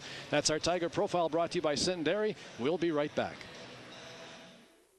Centennial Electronics is the largest electronics store in southern Colorado. We have everything for your computer, audio, and video needs, networking cables and accessories, audio, video cables, fiber optics for your DVD player, and parts for TVs and VCRs. Don't forget about old standbys like record needles, cartridges, and tubes. After 50 years of business, we know what you need. Centennial Electronics, 2324 East Bijou, behind the old Wards building. If we don't have it, you don't need it. At Rex Tire, we know what keeps people coming back. It's not just one thing, but if we had to narrow it down to one word, it would be trust. People know they can trust Rex Tire to take care of their vehicles like they were their own, providing professional, expert service for your brakes, shocks, wheel alignment, custom wheels, and tires. We have a reputation that comes from experience and an understanding of our customers' needs. Take your vehicle somewhere you can trust. Rex Tire, serving Colorado Springs for over 60 years. Skate into the future. Certage Ice Center offers top-rated learn-to-skate classes. Get some lessons.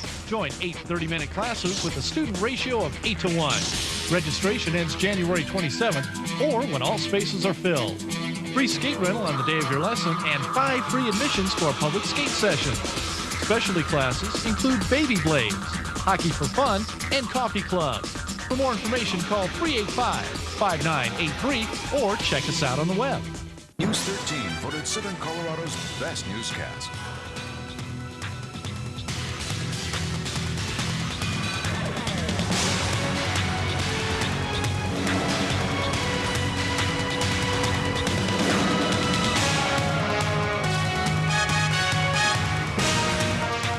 News 13 is where you will find all the latest details with the team you know and trust. News 13 at 5:30 and 10 o'clock. Watch tonight. Welcome back to the Colorado Springs World Arena. Look at the Tiger bench. They've got to make up one more goal, as you see the score posted in the lower third of your screen from Adelphia 6 and News 13. You're also listening on Sports 1240, KRDO, the Sports Authority in the Pikes Peak region. Marty Surdich getting ready to square off with David Lundbohm, and we'll be underway here in the third and final period. Elsewhere tonight, Michigan Tech in overtime over St. Cloud. Minnesota State scored 3 unanswered goals in a minute 49. Their unbeaten streak goes to 12. They won 5-3. And Denver has a 2-1 lead on Wisconsin as the Tigers send one towards the North Dakota net that Brandt kicks out. Sioux bring it in, working one-on-one against Pricing. Is North Dakota's Andy Schneider. Picked up by Mason. Back to Schneider against Pricing behind the Tiger net. Schneider backhands it towards the slot. Tipped out, but not out of the zone. Kept in by Schneider. Then he loses it. Picked up by Mason. He loses it. Poked out by Mark Stewart. Sioux bring it in at the left point. Lundbohm comes in, and his teammates are offside. And that stops play with 19:22 left in regulation. It's a 3-2 game with the Sioux of North Dakota up on the Tigers by a goal. Both teams changing up a short shift, 38 seconds to begin period number 3. And the Vegas gold line of Sterling, Cullen, and Liebel comes out, and they are the ones with the goals. So far, the line of Pete Sena, Marty Surdich, and Noah Clark without a point. And of course, Sena's got a 27-game point streak on the line tonight. Behind the CC net, Petio rips it up the far side. It deflects to the high slot, gathered in by Liebel, tries to send it ahead. Blocked by both the Sioux and the Tigers and swatted over to the far side by the penalty boxes. Picked up on the fly by Rory McMahon, brings it in, but it's taken away by Brett Sterling, who sends it out. And the Tigers have a 2-on-1 break, and a defenseman goes down. Liebel brings it out front, wants to center, got a man out front, and Brandt gets proactive, drives it to the blue line, kept in by Laux. Picked up by Petio, backhanded down low, intercepted by Ryan Hale.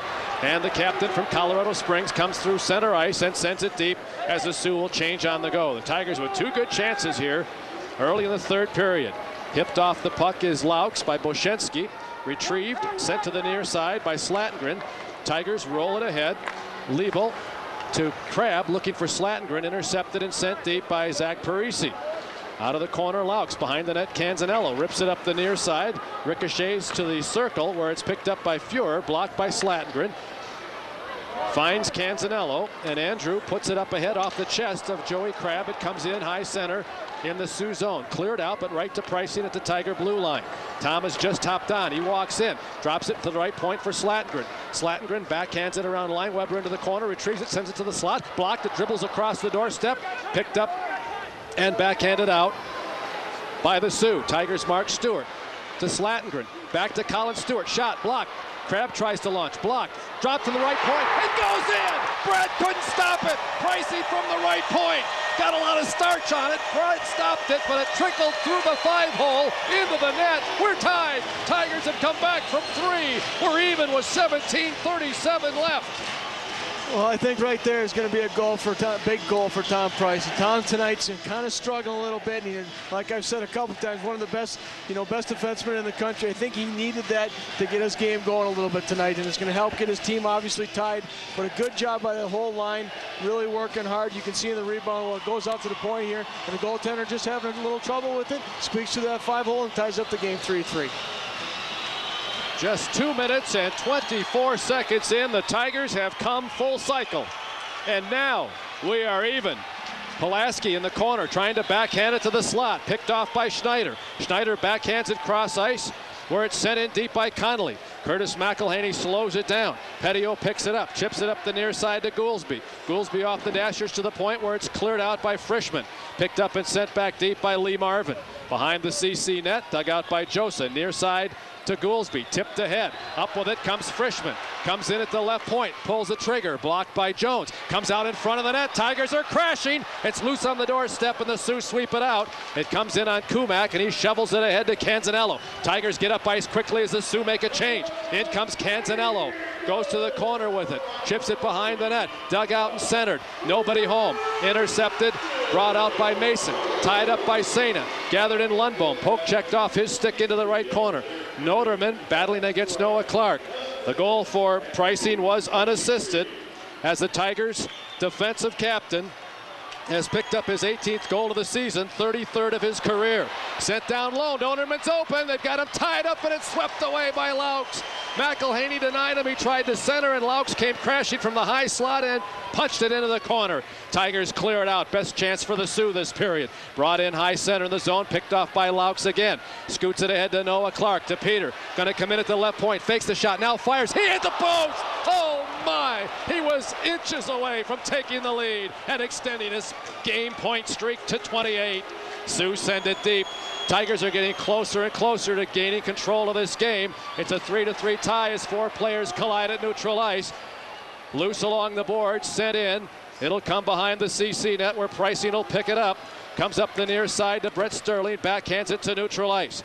Picked up there by Andy Schneider and he sends it back in. Rebound off the inboards far side. Mark Stewart takes a whack at it, clears it back to neutral ice, and Liebel's going to gather it in on the fly. Loses an edge and goes down, but he was hooked. The Tigers are going on the power play. Liebel hustles. Fuhrer hooks him. Tigers will go on the power play. We'll pause for a timeout, Jim. I'm sorry. We'll be right back. Tigers with a man advantage when we return. Powerball. You got game? Don't wait to see the winning numbers. See them first on Adelphia Channel 2. Catch the live drawings every Wednesday and Saturday nights on Channel 2 at 9 o'clock. Proceeds from Powerball stay right here in our state, benefiting your parks and recreation. It's your ticket to a more beautiful Colorado. Be the first to see the winning numbers. Live every Wednesday and Saturday at 9 o'clock on Adelphia Channel 2. Powerball. It's powerful stuff. Brought to you by the Colorado Lottery. As we come back, Tigers win the draw and clear it out on themselves as Canzanello could not hold sway at the point. Canzanello from Pricing up the right wing to Noah Clark. Steps in, high center, dishes to Pricing, sights the net, fires wide. Rebound goes up the far side. Sena fighting hard to dig it out, plays the body on Jones, digs it out, it comes to the point. Picked off by McMahon, he clears it out and it ricochets off Pricing. That puck been passed a foot in the other direction and come right to the tape of Pricing stick, and now he gets his stick caught in the juncture of the doors at the north end of the rink. Has to come back for a new stick. Tigers get out. Right wing to Sena at the half board. Taken away by Schneider. Sena stays with him, frees it up for Sterling. Back to the other way to Noah and then back to Peter. Back to Noah in the corner to the circle. Drops it for Sena. Comes inside. He's got Laux. Laux has Brand. Ricochets off the post. Comes to the slot. Turned on net. Blocked by Brand. Rebound to Noah Clark. Oh, the Tigers have hit their second post in less than 3 minutes. Picked up and cleared behind the net up the far side by Marvin. Kept in Mark Stewart. Through the corner to Sena, tied up with the referee. Derek Shepard to the point to Mark Stewart. Left point to Laux, down low. Deflected by Noah Clark. Rebound to Sena at the half board. 35 seconds left on the power play. Sena fires. Brandt's got it, and he's hanging on. And that stops play with Sterling on the doorstep, and Ryan Hale on top of Sterling with 13:56 left in the period. Well, a wonderful play on the power play, and you can see Peter Sena starting to control the puck a little better, not trying to jam it and making a good pass. He makes a nice pass over to James Laux. Laux comes in, makes a good play, controls it very well, gets a good shot on net, and I think he hit the pipe, but then the rebound, North Dakota doing a very good job though in tying guys up and not letting them get that rebound shot. 13:56 left as we look at the replay here. The Tigers putting a lot of traffic out front, just not able to chip it in, but working hard they do. Face-off will come. Far side circle, and now Pricing gets his stick back. They wanted the one he started with. It was caught in the woodwork over there and thought perhaps maybe it was broken, but it's all right. Tigers, Joe Cullen winning the battle for the puck in the corner to Colin Stewart. Fighting through a check, drops it there for Liebel. Back up the half board to the point to Canzanello. Trying to get it to Colin Stewart.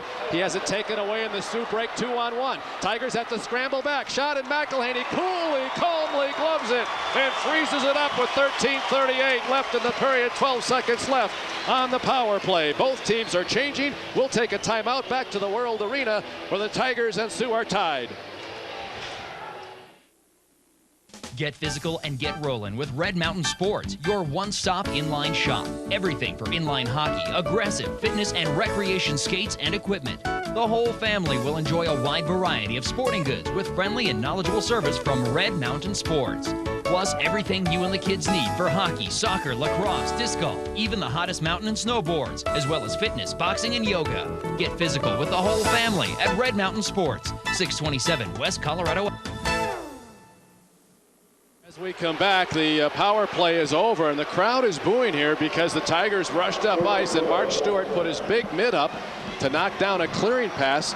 He let it hit the mid. He did not push it forward, but the velocity of the clearing effort ricocheted forward, and Derek Shepard whistled him for a hand pass. As you look at Joe Cullen, his line now coming off the ice, replaced by Goolsby, Pulaski, and Frischman. The number 4 line, working against Lundbohm, Mason, and Notermann. One of their most veteran lines, their oldest line, a senior and 2 juniors. And as they try to clear it out, it's intercepted by Frischman at the blue line. Can't control, and Mason picks it up. Works it into the top of the zone, poked out by Frischman to Petio. Petio wraps it around one man, and Frischman will dig it out. Comes to the circle. Now throws it into the slot. Mason backhands it out. Joseph will have the first look at it in front of Notermann, high in the Tiger zone. Wheels up ice. Controls it and dumps it in. Blocked at the blue line, and then Joseph takes it back for Slatengren, who's just come on. Aaron gets down low, fires the shot. Brandt the save. He wrapped that one around a defender. Kept alive by Colin Stewart. It goes behind the Sioux net. Picked up by Marvin to the far side of the line. Weber ahead to Mason, and Mason chips it into the Tiger end zone. Dug out by Mark Stewart, left to right behind the net, up the right wing board. Touch pass to Slatengren on the fly. Aaron's got the accelerator down, carries it in as a poke checked away, but right to Colin Stewart, high center. Drop pass for Mark Stewart. He fires, he's over the crossbar. Long rebound to the point. Gathered in by Ryan Hale. Ahead to Connolly. Ryan's in at the circle, fires, and Kumak blocks this one into the crowd with 12:11 left in the period. Face-off coming to the Tiger end. We'll take a timeout. We're still tied at 3-3. Back to the World Arena in a moment.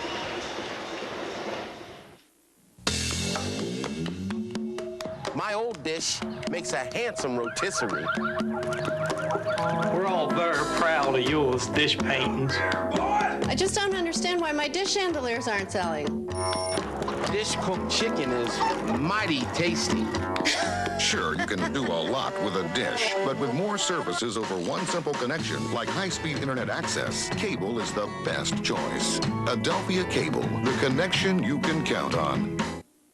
As we come back, Green wheels out of the North Dakota zone. Tigers penetrated after the draw. Green comes to the circle. Green gets out front and is knocked down, collides with the cage, and that stops play for a face-off outside the CC zone. And Green a little slow, gathering himself together to get up. Tigers with a 25-19 shots on goal advantage. Tigers have been pretty much in control of the offensive side. North Dakota with 2 shots in the period, and the Tigers with 4. As the faceoff will come across the Colorado College blue line, Joe Cullen squaring off with Zach Parise. Stands 5'11", 180 from Faribault, Minnesota. And Cullen wins the draw to Petio and back to Cullen. In at the left point, backhanded out by the Sioux. Petio will drive it deep, comes off the glass to the far side corner. It'll be picked up there by Fuhr. Fuhr rolls it ahead. Parise doesn't see it. Sterling does. Parise blocks his attempt to get it into the zone, and then it's picked off at the Tiger blue line by Cullen to Sterling, coming one-on-one against Fuhr. Hops around him, knocked down, delivers towards the corner, swept up the near side by Boschensky. It rolls up the half board, gathered in by CC to Petio, who one-times it, and Brandt reaches up and gathers it in 3, count them 3, white-shirted Tigers near the doorstep as the shot was launched. Well, I mean, right there, just getting it on net, doing a good job. But Brett Sterling doing a good job bringing the puck in, you know, on the outside, making some good moves and getting the puck deep. But CC, obviously, like you're saying, offensively coming on pretty well. Face-off will come near side circle.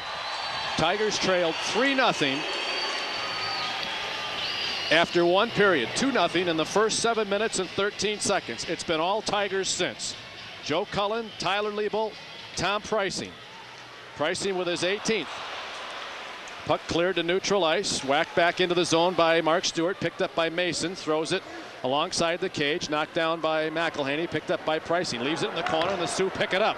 Notermann comes up high, turns it down low, knocked down by Mark Stewart, controls it with the skate, now the stick, and he's leading the rush.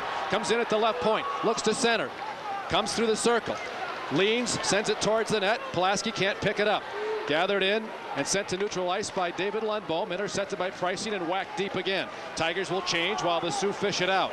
Fuhrer right to left behind the net, long lead to Notermann, tips it into the CC zone, and now the Sioux will change. Laux will get to it uncontested behind the CC net, but Ryan Hale is in his face. Puts on the brakes and walks up the right wing. Lead to neutral ice to Noah Clark. Noah's going to come in with 10:23 to play in a 3-3 tie. Drops it for Sena, but it's picked off by Kevin Spiewak. Lead to McMahon. McMahon comes in at the right point. Sioux are offside. Hale got in by a country mile. Well, good job in that neutral zone by all 5 CC guys. Turnover on the blue line, but guys recover very well. Marty Sertis doing a good job staying wide with his winger, letting the defenseman shore up the 2 guys, making it a 2-on-2 and forcing the turnover or the offsides. Face-off will come on the dot across the Tiger blue line in front of the CC bench near side. McMahon and Cullen battling. Hale comes up with it. Canzanello takes it away. It drifts to Tyler Liebel. To Laux, high center in the Tiger zone. Lead ahead to Joe Cullen. The pass was too hard. Joe couldn't field it. He was between 2 Sioux defenders. An icing call on the Tigers as we reach 6 seconds shy of the midway point in the 3rd period in a 3-3 standoff. They'll face off in the right circle of the Colorado College zone. Tim Swider, Gary Pedigo, the assistant referees. The lead referee is Derek Shepard. Joe Cullen against McMahon once again. Cullen's been great on the faceoffs. Swider drops the puck. Joe got the draw, but Spiewak picks it up. Sends it to the point where Schneider sends it behind the net. Comes up the far side to Liebel. Backhands it to the point, but not out. Shot from the point. Comes in on McElhaney. Gloves it. Sets it on the ice for Liebel. Lead pass to Joe Cullen. Plays it on the tape. Comes in high center. He's going to fake the shot. Leaves it for Petio, who's gravitating down. It's poked off his stick to the point, and Josa whacks it towards the corner. Intercepted. Spiewak cleared out, but right to Josa. Josa at neutral ice trying to chip it back in, has it blocked by Spiewak. Jason takes it back, looking for Petio, intercepted McMahon. In at the left point, sights the net, now looks to center. Tigers have the middle all clogged up. It goes behind the net. It'll be dug out by Quinn Filling. Filling played to the boards by Petio. Josa comes down to help out. They center. It comes high slot. Here's a shot by Parise, blocked by the defense. Sterling in after it. Picked up by Parise at neutral ice and sent back in. Gathered in by Josa, golfs it off the glass. It drifts into the zone. Sterling is in. He shoots, and Brandt slides across the crease to deny him. Puck rolled to neutral ice. Crabb will get to it first. Sends it back in. Lineweber fields in the far circle. Rolls it to neutral ice. Crabb is on Boshansky, but a touch pass to Parise is broken up by Pricing. It comes to the Sioux blue line, and Jones sends it deep. Slowed by McElhaney. Picked up by Pricing. Up the near side of the point. Kept in by Schneider, who's just come on. 8:42 left. We're tied at 3. Centering pass picked up. Schneider. Shot. Blocked by the defense. Goes far corner. Tiger in. Boshansky in front of Slatengren. Finds Mason. Mason comes out of the corner. Comes high to the point. Throws it down low. Blocked by the Tiger defense. Ricochets back into the corner to Mark Stewart. Tries to backhand it. That's blocked. Now he rolls it up the far side, and Crabb has it. Tiger should get out. Crabb can't find the puck. Now sends it deep, and there'll be an icing call. We'll pause for a timeout. Face off in the Tiger zone. 3-3 our score. 8:18 to play.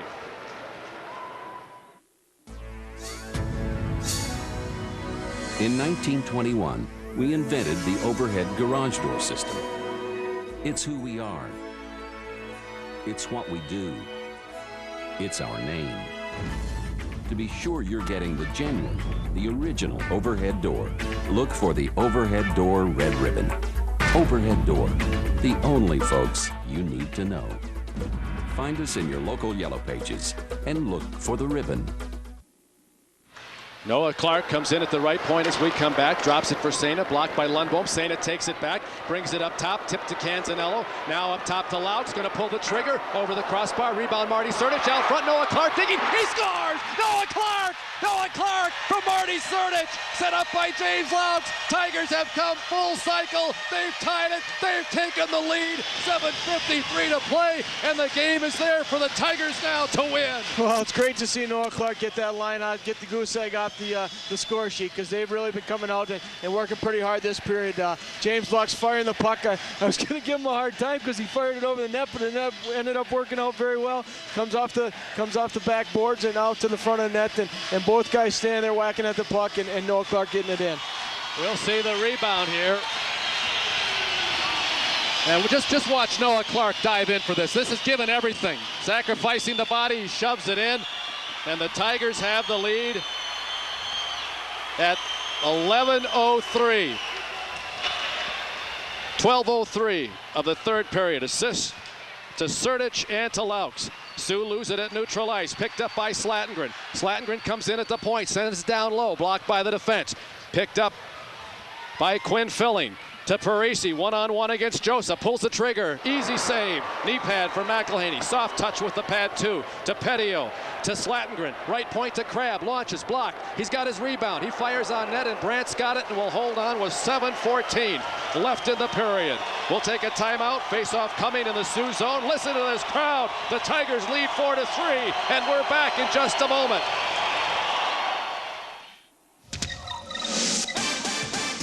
Hi everybody, Mike Bowe, host of the Restaurant Shows here on Adelphia Cable Channel 2 every Friday from 10:30 to 11, every Friday evening from 7 to 7:30, and every Saturday afternoon from 5:30 to 6.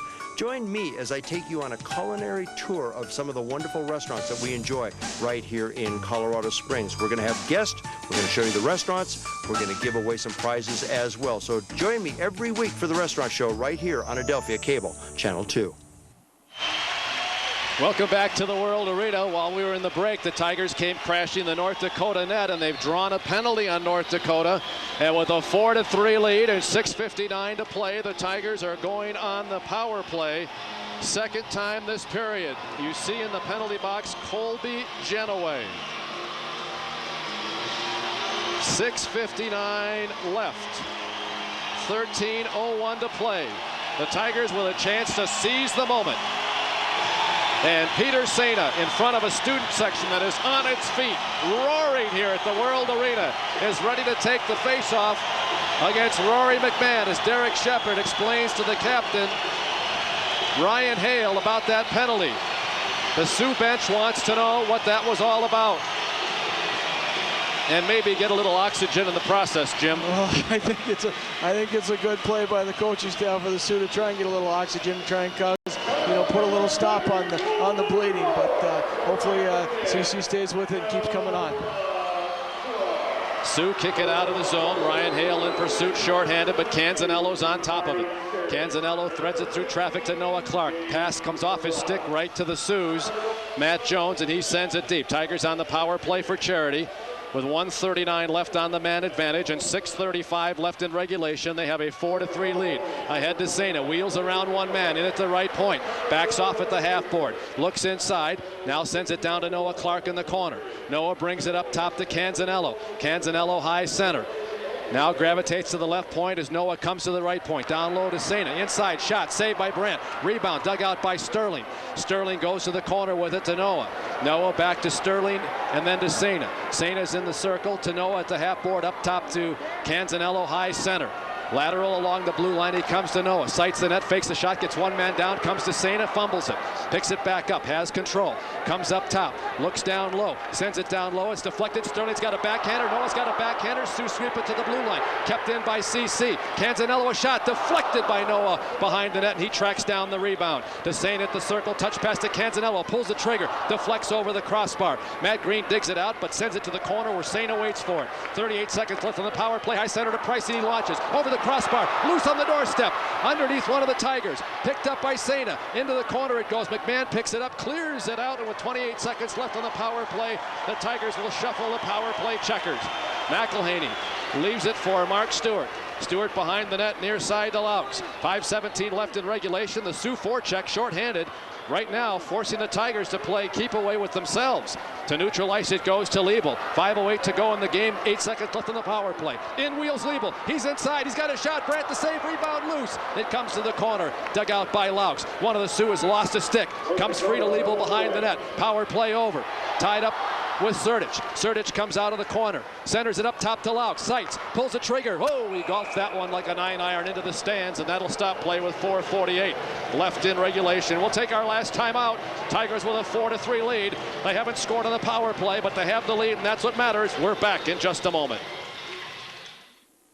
So who uses Black and White Auto? I know I do. Something about these guys just makes me feel at home. Family operated since 1955. They treat my vehicle like it's their own. Annie M and I take our work to Black and White. Their lifetime warranty even transfers to the next owner, and they guarantee an exact color match. They're the wizards. I use Black and White for their latest paint booths. My sealers, reducers, and clear coats go on smooth and dirt-free. I'll say. So who uses Black and White? As we come back, Tigers, Joey Crabb out of the corner behind the Sioux net along the half board. Parise all over him. Backhands it to Colin Stewart, who swats it behind the net looking for Slatengren. Goes to the corner where Fuhr picks it up in front of Slatengren. 4 minutes and 15 seconds left. Down goes Fuhr, and oh, the Tigers wind up with a hooking call, and now the Sioux will go on the power play, trailing by a goal and 4:13 to play. Well, we knew coming into this game that we were going to see an intense one, and obviously Aaron Slatengren getting a little too much on the shoulder of one of the Sioux players and pulling him down. But too bad, because they got a good forecheck going, pucks in there.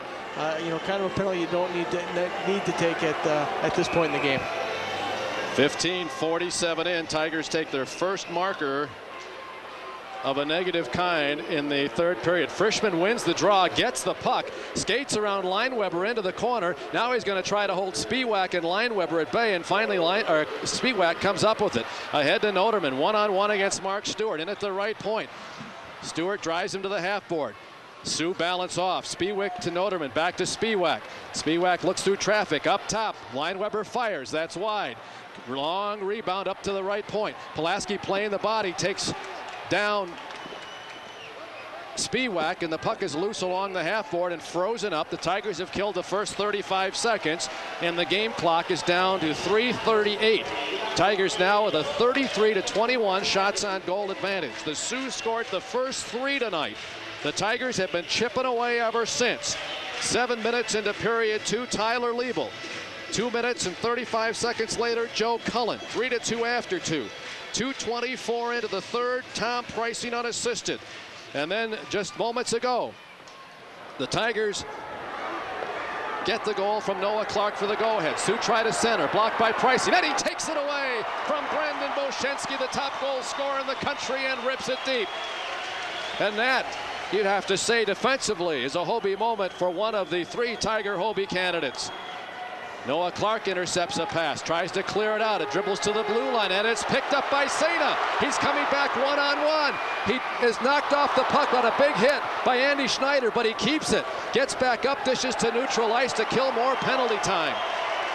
Back skating is Joe Cullen, tries to whack it deep, but it's blocked by Zach Parise. A drive taken from high in the zone is wide of the mark. It lands on the net. And the Tigers raise their sticks to let the referee know it can't be played.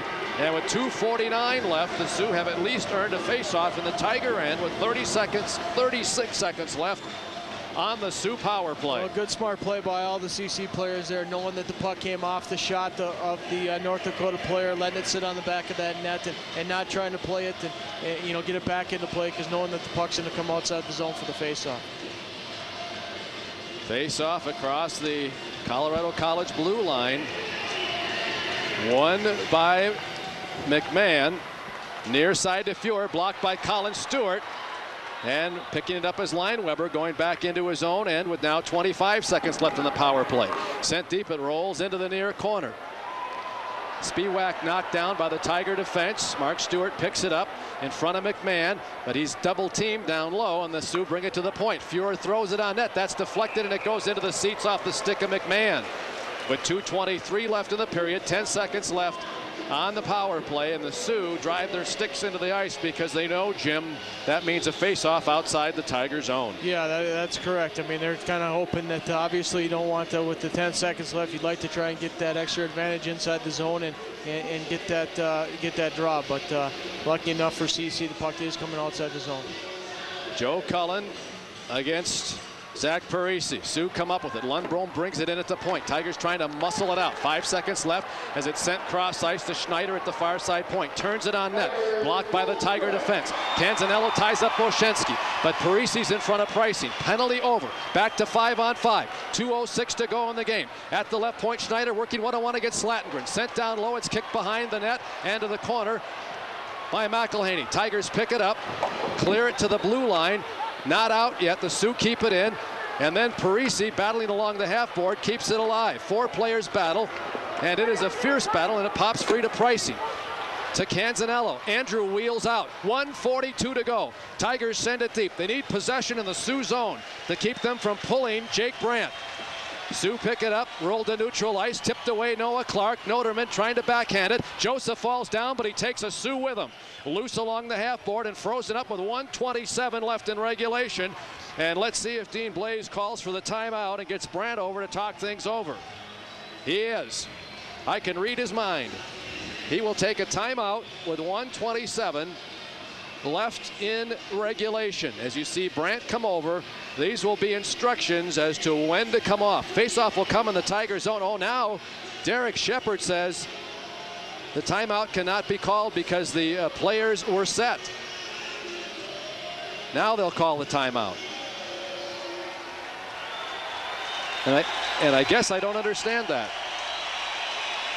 But timeout has been called, and the Tiger crowd comes to its feet as Dean Blaze talks strategy with his Sioux, and likewise for Scott Owens with his Tigers.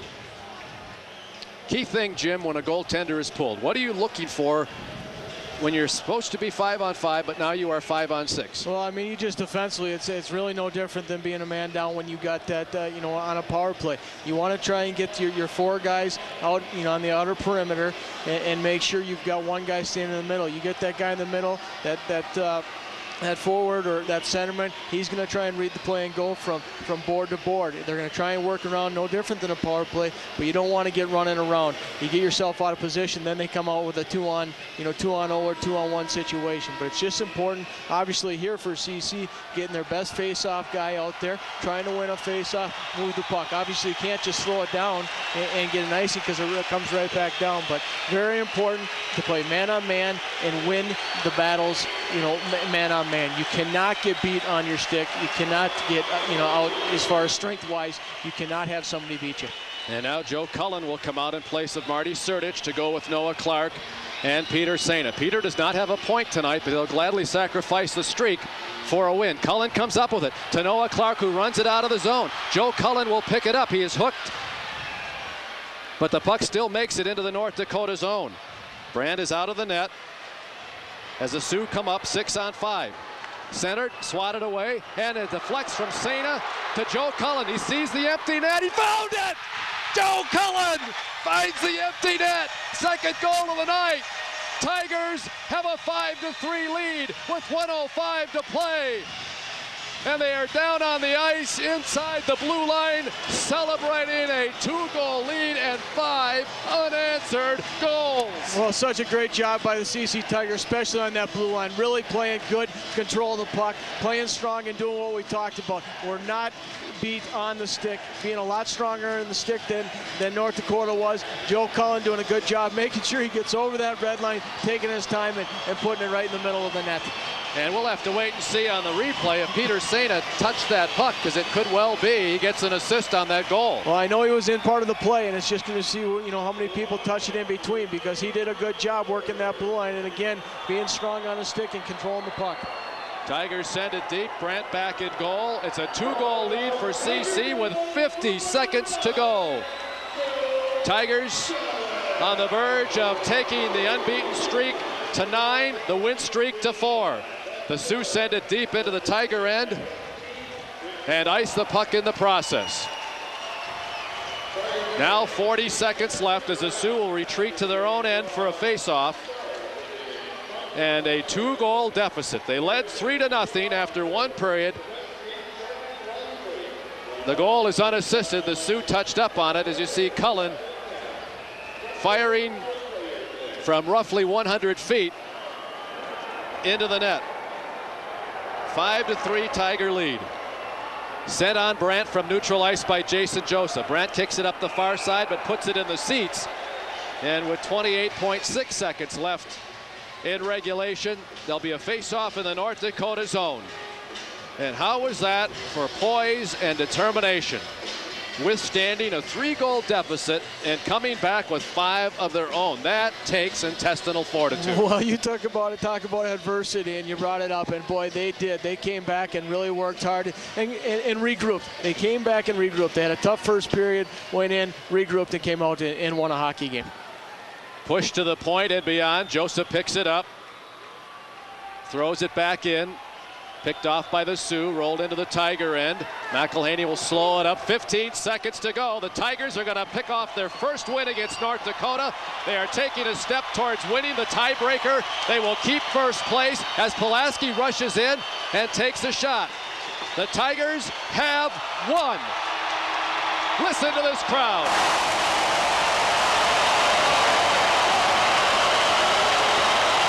Oh my!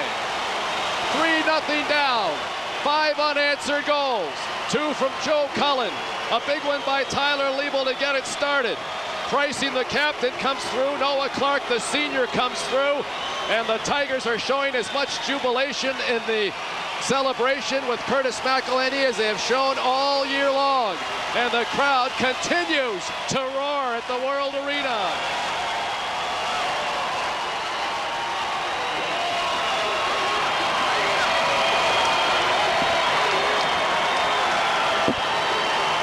Put it in the books. The Tigers remain unbeaten at home in the WCHA. They remain unbeaten on Fridays. And North Dakota suffers its first loss in its last 7 series on a Friday night after having taken a week off before playing.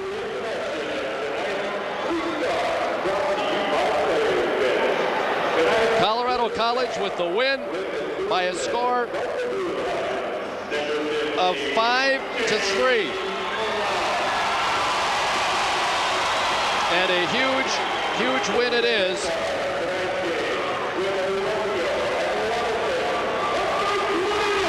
For this team that has been in the penthouse of the WCHA throughout the course of the WCHA season. And now they will hold it for at least another week, as the Sioux, with 2 games in hand, will try to turn it around tomorrow night, and the Tigers will try to build on what they accomplished here tonight. And Jim, I haven't seen something like this, even in this building, where the team has trailed by 3 goals and bounded back. Well, I mean, they did. They came back and they really obviously regrouped and came out and really showed what they can do. And this team keeps building towards the end of the season, but they keep having these big tests, and they keep, ending up on top of these big tests, and it's great to see. I mean, adversity, you get a game like that where you're down 3-0 and you come back with and showing, that you can handle adversity and showing you can handle a little poise and come up with a win is incredible. All we were saying in the first period and through our pregame show is what a difference Zach Parise would make for North Dakota, or could potentially make, and that he did, as he scored the first 2 goals, launched the Sioux to a 2-0 lead. 3-0 by the time the first period was over. And after that, I don't think we said his name but a handful of times. And Brandon Boschensky, who is the leading goal scorer in the country, was held without a tally tonight as well. Well, I'll tell you what, I heard a lot of things about Zach Parise, and I've actually talked to some friends up in Minnesota that have watched some games, and obviously he had some 2 big goals at the beginning of the hockey game. To me, I mean, they're goals, but not like outstanding efforts like Tyler Liebel had. And I mean, obviously Zach Parise is a good hockey player. I'm not going to take anything away from the kid, but obviously, like you said, CC did something or went in and talked about it and figured out a way to control the whole University of North Dakota hockey team, not just one player. They indeed did control play. We're going to take a look at the Tiger Tail, brought to you by Academy Fence and Lithia Colorado Springs Jeep Chrysler, as Colorado College wins this one here tonight at the Colorado Springs World Arena. There's the score, 5-3, shots on goal, 36-22, which means in the third period, the Tigers got 15 shots on goal to North Dakota's 5. And Jim, that probably will go down as the key in this one, as they had bottled up the Sioux offensively, as you mentioned earlier, and just kept the heat on. Well, and shots on goal were very important, and goaltending obviously was a big key tonight for both teams. Both goalies had a pretty good night, but CC just took it on offensively. They got the puck in deep. They made some good, smart plays. You know, they made good, smart shots and went to the net hard for rebounds. I can imagine that when you were playing here, you might have had some hallmark evenings like this as a team. And the important thing was, if it came on a Friday night, the job is not complete. No, absolutely not. And you go into an emotional game like tonight, and you could see the jubilee from the CC players after winning, kind of a gasp of air release, because they, you know, holding on there towards the end. And you think back of where we've been, and you know, we lost with or they tied it with 10 seconds left in North Dakota, but you got to go in tonight to say, hey, we won one. Boys, the job's not done. You know, it's not over. We got another big game tomorrow night. And indeed they do, and we'll be talking about that a little bit later on. But right now we're going to the Tiger Breakdown, brought to you by Hoff & Lee Real Estate, proud sponsors of our discussion with the Tiger coaching staff and players of the game that has just been played. Hoff & Lee Real Estate, they'll make the deal. Commercial or residential, just contact them. They'll make it happen. Down to the ice we go. I'm the head coach of the CC Tigers, and I imagine you are tremendously proud of the 20 people you put out on the ice tonight. Tell you what, I am proud, I am happy, and I'm relieved, all rolled into one. And you know what, it was a great team effort. You hear that so often, but after the first period, in which we were out of sync, a little bit demoralized, a little disorganized for a variety of reasons, every single player on this team picked up their play, especially our Vegas Gold line, which is Cullen and Sterling and Liebel, really got us rolling. And I thought, you know, that second period, we came out and forechecked and put a lot of pressure on them and just changed the game completely. Well, while you may have had trouble in the first period, you didn't stop working. You never stopped working. And I imagine that was part of what you discussed in the dressing room during the first intermission. Well, exactly. You know what? We haven't been in these adverse situations very often this year, and I think everybody was a little stunned, and it was good that the period break came when it did. But, you know, you can do two things. You can go in and scream at them, or you can go in and reason with them and point out a few things we got to do better. We just didn't move our feet real well the first period, and they took it to us. They beat us to a lot of pucks, and their power play was clicking. But you know what? Our guys pulled it together, and everybody, and Tom Pricing kind of led the charge to a certain extent back there as our captain, and we built off of that. And, you know, it was a great game for the fans. You know, they're an awful good team. For us to come back and score 5 goals there in the second and third period, and against a team that had a great lead on us, you know, I think it's a real credit to our club. I'll put the mortgage, Scott, on the fact that you didn't think to scream, and that you probably saw some hope and determination in your players' faces after the first intermission. You know what, Jeff? I've screamed one time this year, and that was at Mankato on Friday night. And other than that, you know what? We knew what we had to do. They're intelligent kids, they're bright kids, and they picked up on it. And, you know, we got a spark. This crowd tonight was outstanding. Boy. They were waiting for something good to happen. And I really think we got a lot of energy from our crowd tonight, because they wanted good things to happen. They hung with us the first period. Then when some good things started to happen, I think they could feel it and sense it, and our players fed off of that energy. Yeah, Coach, keys to the performance tonight and the win. I mean, you talk about the good things starting to happen. What were some of the keys to tonight's win? Well, I think we started moving our feet and putting pressure on their decor, and they started getting a little bit tired. They took a couple penalties. You could see that after we scored those 2 goals that, you know, everybody had their sticks on their knees. They were dead tired. And I just think we were able to establish a forecheck. We started getting some shots off of face-offs, and we just started to wear them down a little bit. You know, if you would have told me that Peter Sena would have been kept off the score sheet they scored 2 power play goals. We didn't score any, and we were down 3-0, and we won the game. I would have said you're crazy. But a lot of good things happened, and it was hockey's such a great team sport, and it was everybody that picked up their play. Yeah, Tyler Liebel, and in the first period, you got Tyler Liebel takes 2 penalties. The first one we didn't see from him here, don't know what it was. The second one, just kind of a hard work and a penalty, but comes out in the second period, you've talked about it, has a huge game. Well, I think that shift in itself maybe symbolized the good things that were to come, because he forechecked, he circled the net 2 different times, and then finally with the third effort put the puck in the net. Scott, I use this term very sparingly, but I thought Tyler willed that goal. You know what? I do too. He was bound and determined to get that puck in the back of the net, and it was the end of a long shift, and he just plugged and plugged. And I'll say this on the game-winning goal by Noah Clark, and I believe it was his goal to put it up 4-3. That was a mucking, hard-working, grinding goal. You know, Noah's known for his skill and finesse, but he was kind of the guy that battled and banged in front of the net and put it home. Well, he dove in front of the net, he sacrificed his body, he gave all, which is all you can ask. No, that's it. And, I don't think Peter Sena had one of his best games, and he'd be the first to tell you that, but it was just nice. It was a great team effort. We had, Slangren stepped up and played a good game, and Joey Crabb had a good game, and Colin, and I thought Frischman and Pulaski, and, just everybody did a great job for us. And you know what? We're halfway there on the weekend, and I think we learned a lot about our team tonight. Coach, and you bring it up, you're halfway there. A huge emotional win for you guys tonight. What do you say to the guys tonight after the game?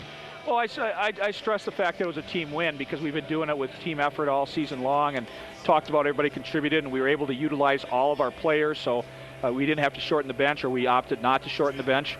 And you know what, but we're only halfway there, and they're going to get organized. They could get David Hale back because he was out tonight, which would give them a spark if he's feeling better. And we just got to make sure that we keep our heads, get a good meal tonight, and be organized for tomorrow. And I think the other thing, following up on what you said about being able to roll 4 lines, I think you wore them down. Dean Blaze talked about it in his pregame comments, that he didn't want to see you being able to roll 4 lines because you beat the dog out of them with it at North Dakota, and it almost resulted in wins there. We have real good depth right now, and when you've got Pulaski, Frischman, and Goolsby on a 4th line, and they dominated some shifts out there tonight. Yes, they did. Then you know that you've got good balance. To be honest with you, our top line may have been one of our worst lines 5-on-5 tonight. No question, but they did in the end with Noah Clark getting that goal, get it done. Well, Coach, congratulations.